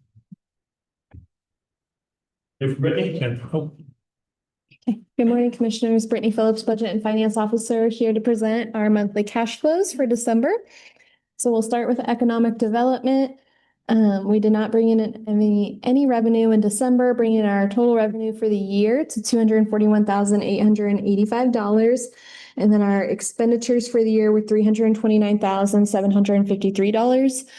One thing I just want to mention, you see that we have it shows a negative that we went over our budget authority. We did not, because we just don't update our budgeted expenditures on here or on the reports that Rich will present on Monday after we do the budget amendments. So we did not go over budget on any of the funds that we did amendments on, or any fund for that matter. So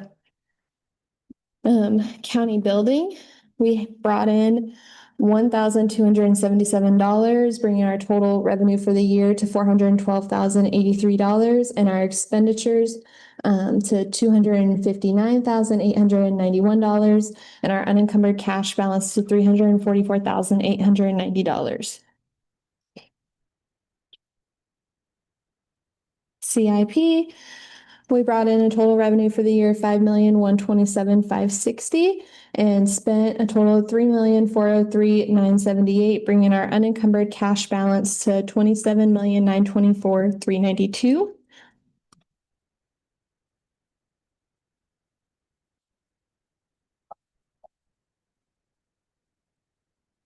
And half-cent sales tax.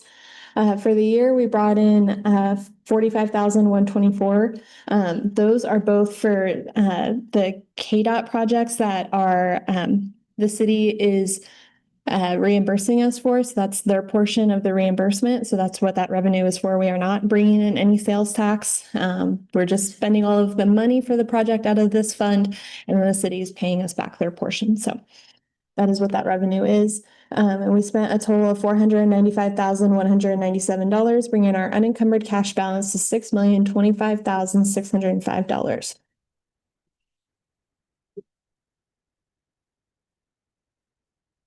Our other sales tax, we brought in $235,455, bringing our total revenue for the year to $2,738,745. And our total expenditures for the year to $107,483, making our unencumbered cash balance $7,476,625. Any questions on any of those? Okay. We have ARPA. It's always fun when Shiloh and I present on the same day because you almost get the exact same numbers. Only you get the exact same numbers. It's a double presentation, but so you see our balance in the account for ARPA is $2,597,718. And then here's a list of all of the projects that we are working on with a breakdown of all the expenditures for all of those. Any questions on that? Do you have any questions for me about anything that I presented today or anything else? Okay, thank you. Thank you. Next, Commissioner, you have Amanda Webb, Temple.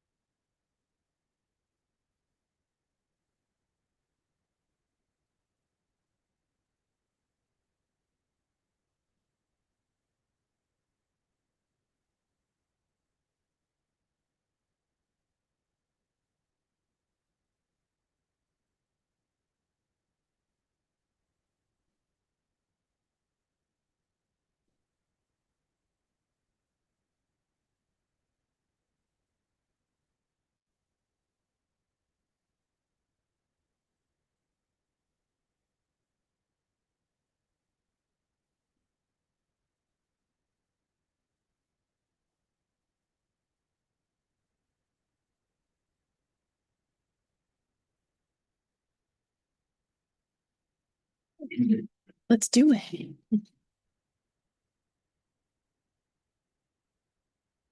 Good morning, Commissioners. Amanda Webb, Planning Director, here with Planning and Development's December 2025 staff update. Keats, of course, we're always talking a lot about Keats, and I'm sure Catherine and Jacob and Michael have kept you up to date. Of course, we're still working on a few of the pieces with the easements and the USDA requirements. Jacob has said we should get some more information next week. That should inform kind of some of our timing. So we're just kind of going to wait on that and see what that is and hope for some good news. We are going to go back out to the Keats community probably sometime in early February, first couple weeks in February. We'll go back on out and have a community meeting with the folks. Hopefully, once we have a little bit more information, we can give them an update. Hopefully, show them the final map as we talked about, and kind of just give them an update as to where we are with things. So, any questions or comments with Keats? Hopefully, in the next couple of weeks, we'll have more that we can talk a little bit and more in depth about. So We got most of yes, rather get done. yeah. We just have, I think, 2 or 3, I want to say, of the temporary easements. Yeah. And one was gonna come in. Okay, So- good. Yeah, so But those are pretty close. Yeah. So okay, so the comprehensive plan update, we're done with that. Well, okay, we're done with the update itself. We just received today the editable version from Stantec. We'll comb through, get all those little spelling and grammar and whatnot, little pieces that we talked about, and then it'll get on our website. And then as we've talked about later this year, of course, we are required by the state to do an annual review. So of course, we will be doing that, but I do plan for a little bit more in-depth that we'll look at it since it is our new plan. We want to make sure, everybody's feeling okay about it. We got it right. We heard everybody and we incorporated that how they wanted. So we'll do a little bit more in-depth annual review, or we'll kick that off a little bit later in the year. So we'll talk more about that later. But for now, we have our plan. And again, it'll be our fresh version, our fresh final version will be on the website, hopefully in the next few days. So. Let's see, moving along, the Home in the Heartland grant, the Make My Move program.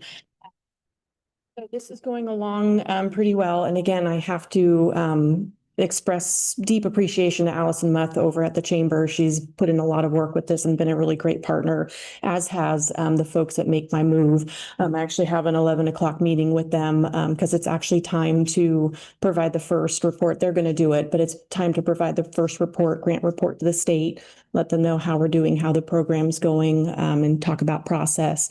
So they want to hear a little bit more in depth from us, how it's going, what we've been up to. And again, the site is live. It has been live for a couple of months. We have lots of folks in our queue.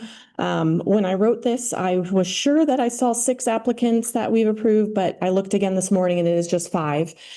So 4 of them, so basically 5 we determine are eligible and we've kind of given approval to. So basically the next steps, once we determine eligibility and approve them, it's up to them to do their pieces, providing proof of income, providing, signing our MOU, our memorandum of understanding, and then moving here essentially. And they can show us that they have a rental contract or a purchase agreement with a home or whatnot. So as soon as we have that information that we can then verify, then we're able to disperse the incentives. Again, checking the account this morning, there is one gentleman who has moved to, he is accepted, and he's done those first couple pieces, again, provided the proof of income and signed the MOU. So now it's just a matter of him and the family moving and giving us that information. And then that should be our first, well, of course, other people can move ahead in the process as well, but he's our most further along, if you want to call it that. So, so of the 5, including this gentleman, they all are bringing remote jobs with them. They, of course, meet the income requirements. They're from all different areas in the United States. We have Arizona, Maryland, Georgia, Colorado. So folks from all over the place. Most are bringing families with them. I have seen a couple where it's just a single person. So where it's really a good variety. Some people are, are familiar in some way or have some connection to Riley County. Maybe they know somebody or maybe they visited or, that kind of thing. Other people, I've done some research. It seems like a nice community. So we're really getting an interesting mixture of folks. And I do want to say, again, myself and Allison have access to a dashboard that shows all of this information. So if any time any of you want to come visit with me, I can show you what all of that looks like. I can show you what the process looks like, how they're applying, what kind of information they're giving to us, and how that all works. So you're certainly welcome, of course, individually, to come visit with me, and I can show you how all of that is set up, if you'd like to. Who communicates with them personally? I mean, like a phone call or computer meeting, is anyone assigned to doing that for them to ask questions? So right now, pretty much everything works through the Make My Move program online. And it's a combination of Allison is doing a lot of that coordination as well as some folks from the Make My Move.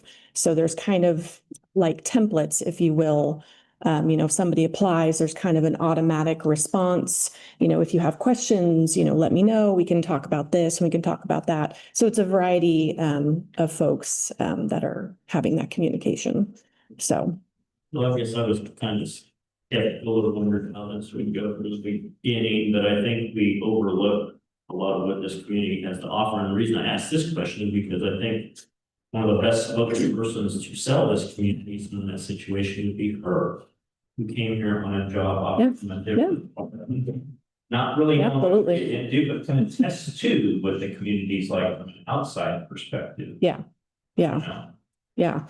So people are certainly, again, I'm a user in there. I can communicate with people as well. So definitely if somebody has a question about, hey, what is it like? Or can I hear a first person perspective? Yeah, absolutely. No. Yeah, exactly. From Washington. Yeah, no, absolutely. So yeah, I'd be happy to chat with folks and kind of give a first person perspective, definitely. So, yeah. They might be available if they want to talk to somebody. Sure. Rather than just always get the computer. Yeah, absolutely. Yeah. There's no reason that we can't have phone calls with people or can't, even set up obviously they're out of state. So like a virtual on the computer or whatnot, it doesn't have to just come through, the Make My Move program. So yeah, those are definitely available. So, yeah. Let's see, I'm gonna make sure I covered everything with that. Did you have any other questions on that program right now? Again, just want to repeat what I said a minute ago. If you're interested in seeing what it all looks like, please, come visit me and we'll go through that together. So, because there's a lot of good information on there. So. Let's see, what else do I have here? Short-term rental regulations, they never go away. So, yeah.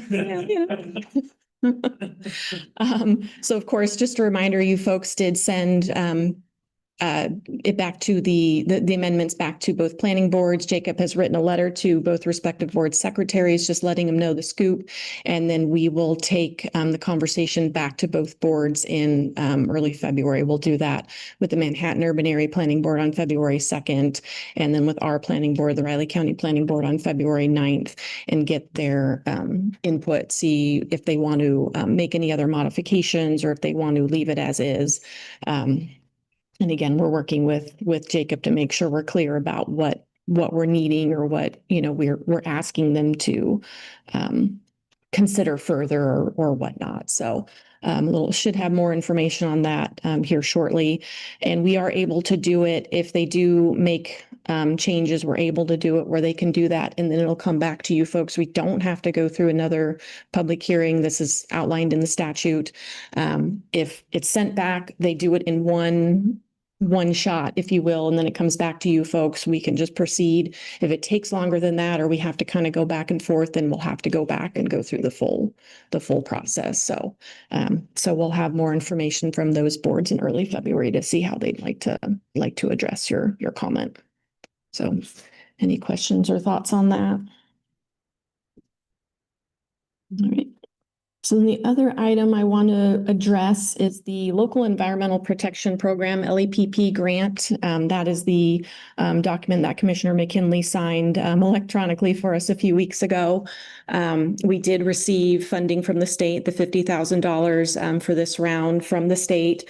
And we are already in contact with the two applicants that we received during the first round that, again, we weren't able to help because we prioritized a property owner that had surfacing sewage. So we spent the rest of the available funds on that one and then kept these two in the queue, knowing that we would reach back out to them once we got our 2026 funding. So they are both currently working to get their required bids. We require 2 contractor bids for the information and a couple other documentation so we can hopefully assist both of those property owners.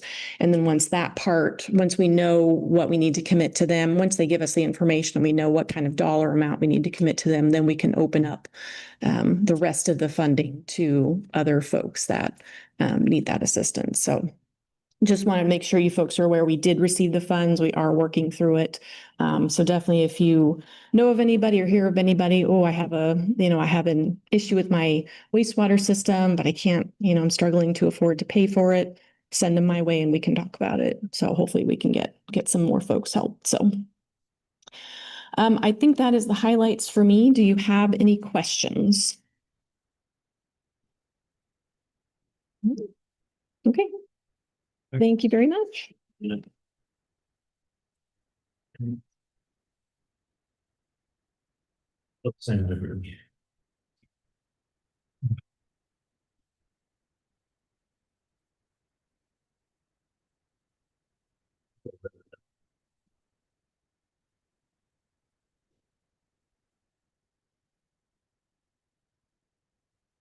Better than the snow.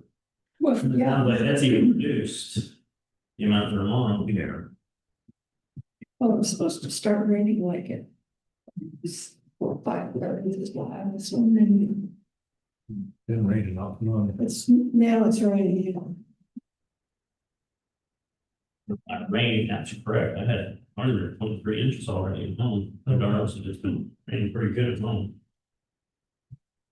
But this thing's sometimes accurate, but sometimes. But to me, it's amazing how accurate it is. Yeah, I don't know how. And it doesn't do it by like neighboring town or highway or anything. It's actual address. It's just. I just Really love pretty the rain gauge. Yeah, I do that too. But when I can't see my rain gauge for, and sometimes I'll hold to it till the next day. So you keep track of it. And I haven't checked mine for. Emptied out.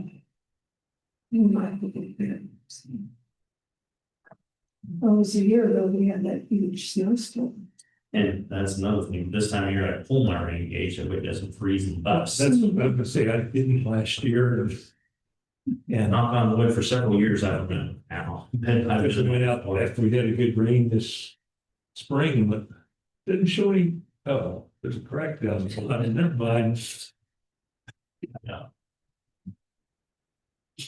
I got a new one, I don't know if I got it, we left it, might have left it out in that garden. Oh, I have about 4 or 5 of them I picked up at conferences, I think the KAC conference usually has. One about the exhibits it has them. Greg, I still don't see his old ones and people.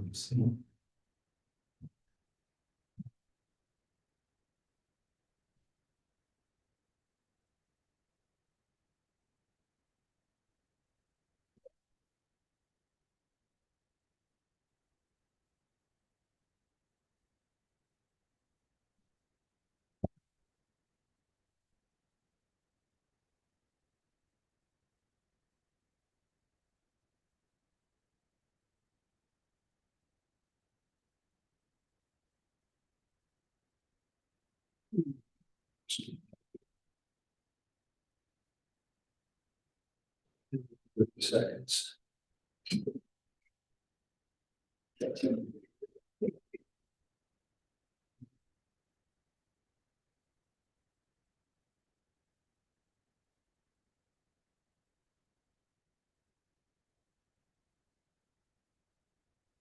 Good morning again, Commissioners. Michael Hawthorne, Assistant County Counselor.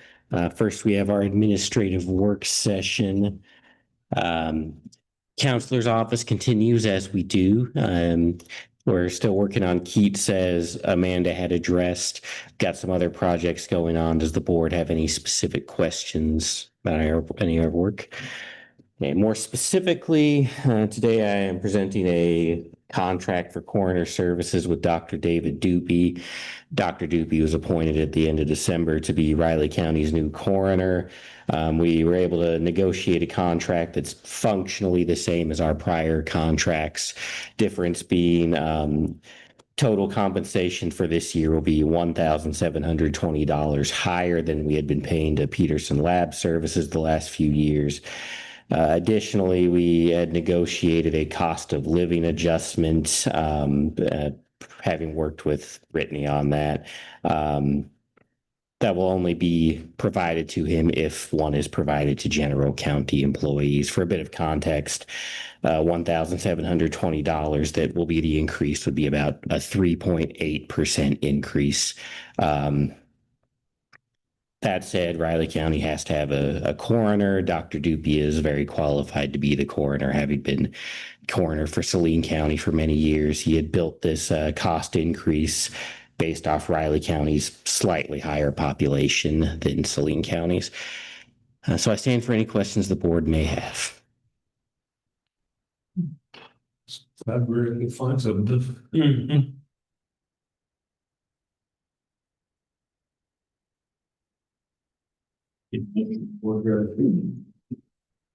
Okay, I would make a motion to approve the agreement for coroner services.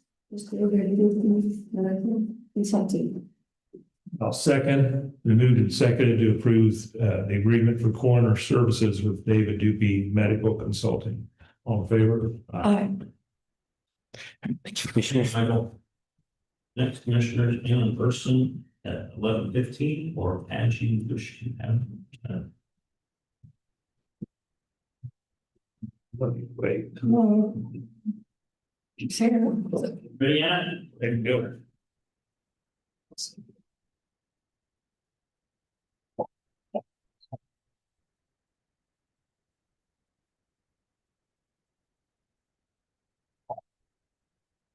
Okay.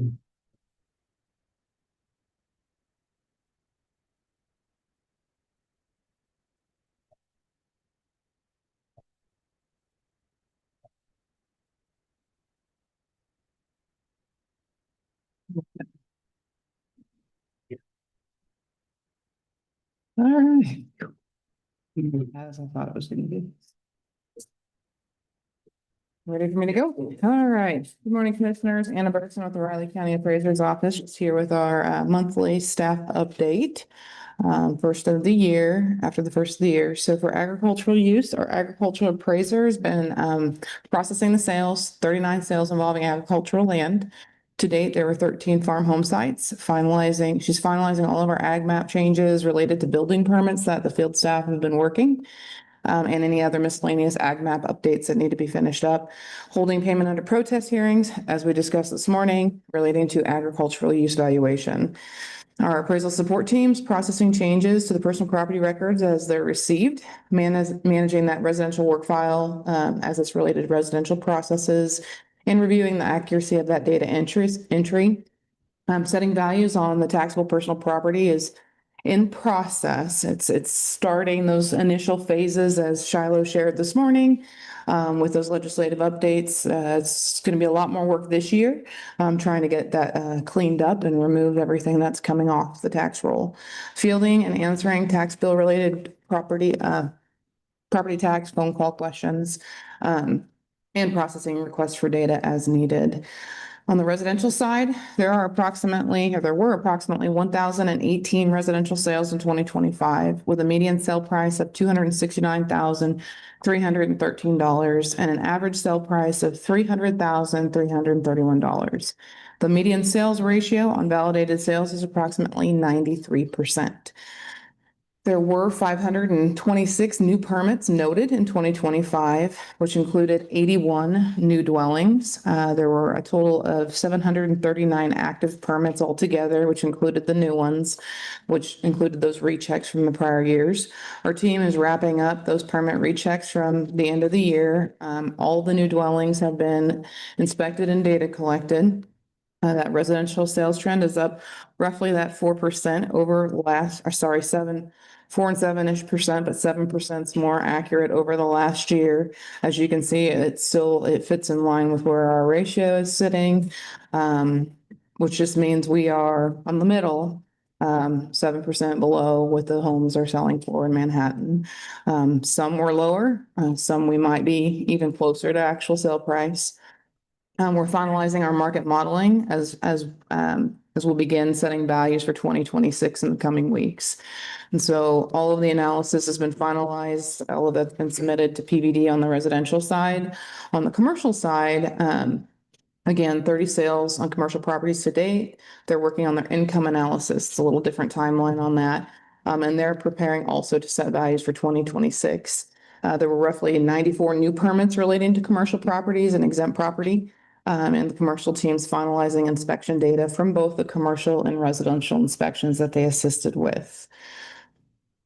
On the BOTA side of things, no movement, no change. These are all the outstanding Board of Tax Appeals hearings. As you can see, that big one with all those back years is still hanging out there. No updated schedules on any of it. So we're at the mercy of the Board of Tax Appeals, waiting for these to get scheduled, and hopefully soon, especially this one. I will likely be reaching out to our representation and asking them if there's any way to follow up with the board and check the status on this reschedule. I do not want this to end up at the end of 2026. I mean, this needs to be done. There's no reason for that to be still lingering out there. Which one was that? Walgreens. Oh, okay. We had 2 Walgreens. The one Walgreens settled, and this one is still outstanding. Pending real estate exemption applications, not a lot of change on these. We did get one new one out in Riley as it related to a cemetery. It was due to the acquisition of over 2 acres of additional land. So whenever there's a property that wasn't exempt before for an exempt purpose, they need to apply for the exemption to cover now that new land and update the exemption as well. Other projects, training and quality control has been a big thing. This last year has been a lot of the focus in training and quality control with the new team.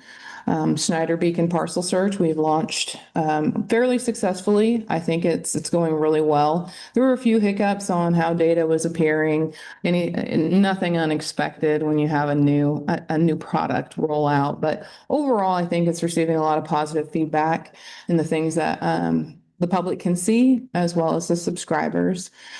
Payment under protests are wrapping up. We're wrapping up from that first round of 25 pups. So again, you'll likely see additional tax roll corrections as they relate to the payment under protests. Legislative issues, I mean, I'm sure you're all aware, I've said it many times, appraisal tends to be the target and the issue is actually the taxes. There are some wildly special proposals out there right now, which honestly, if something like the current one I saw was implemented, it would be detrimental to the people. They just don't realize how bad a policy what's currently being proposed is, and it's unfortunate that it's coming from legislation, but that's just sometimes how the cookie crumbles. All we can do is try to educate. The people they're trying to help, it's going to hurt the most. And so hopefully it won't fall on deaf ears. Open positions, currently we have the open position. We are receiving some applicants and we're reviewing them. We'll be coming to you next week with a request to refill a retiring position. So we knew it was coming. We've been prepared for it. So I'll bring that to you guys next Thursday. Compliance deadlines and analysis. It's been a whirlwind of a year. But we're still meeting deadlines, getting everything completed that we need to. training's really just been the biggest focus. Training, quality control, retraining, all of those things. But we're still doing everything we need to make sure we're meeting our deadlines. Do you have any questions for me? The beacon thing. Okay. It is, but I had to look up, so. Took a while to figure it out, but once you get it, it's on there. You just have to look a little different place for stuff, but it is, I like the layout of it. It's a little more user friendly, but when you're used to the other system, it takes a minute to adjust. Okay, where do I find what I'm looking for? And so we've talked several through the process. I think a lot of people. Buttons till I found what I was looking for. Several people were going to the old link, like they saved the Aumentum link. And so when we're telling them to go to, because we've deactivated it on our page, but they had it saved somewhere and they were getting there inadvertently. Well, I don't see it. So it's been a learning curve for talking people through the different processes. You can create user accounts and that way, every time you log in, it's you. It's got a lot of capabilities. The tax distribution is one of the coolest things when you can go to that and really just see that. That's the side of things we've had to make some adjustments because certain things weren't showing up that were needed to be there. And that's a lot out of my wheelhouse. So we've had to involve some other experts to make sure it's showing what they want to see. And so we're excited to have that fully out there now. And any other questions about it or anything? Okay. Well, thank you, commissioners. I appreciate your time this morning. You too. Okay.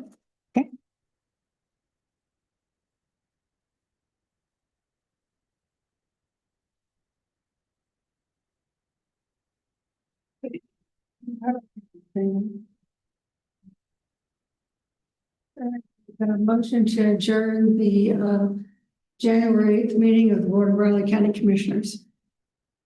I'll second, the moved and seconded to adjourn the January 8th meeting of the Raleigh County Commission. All in favor?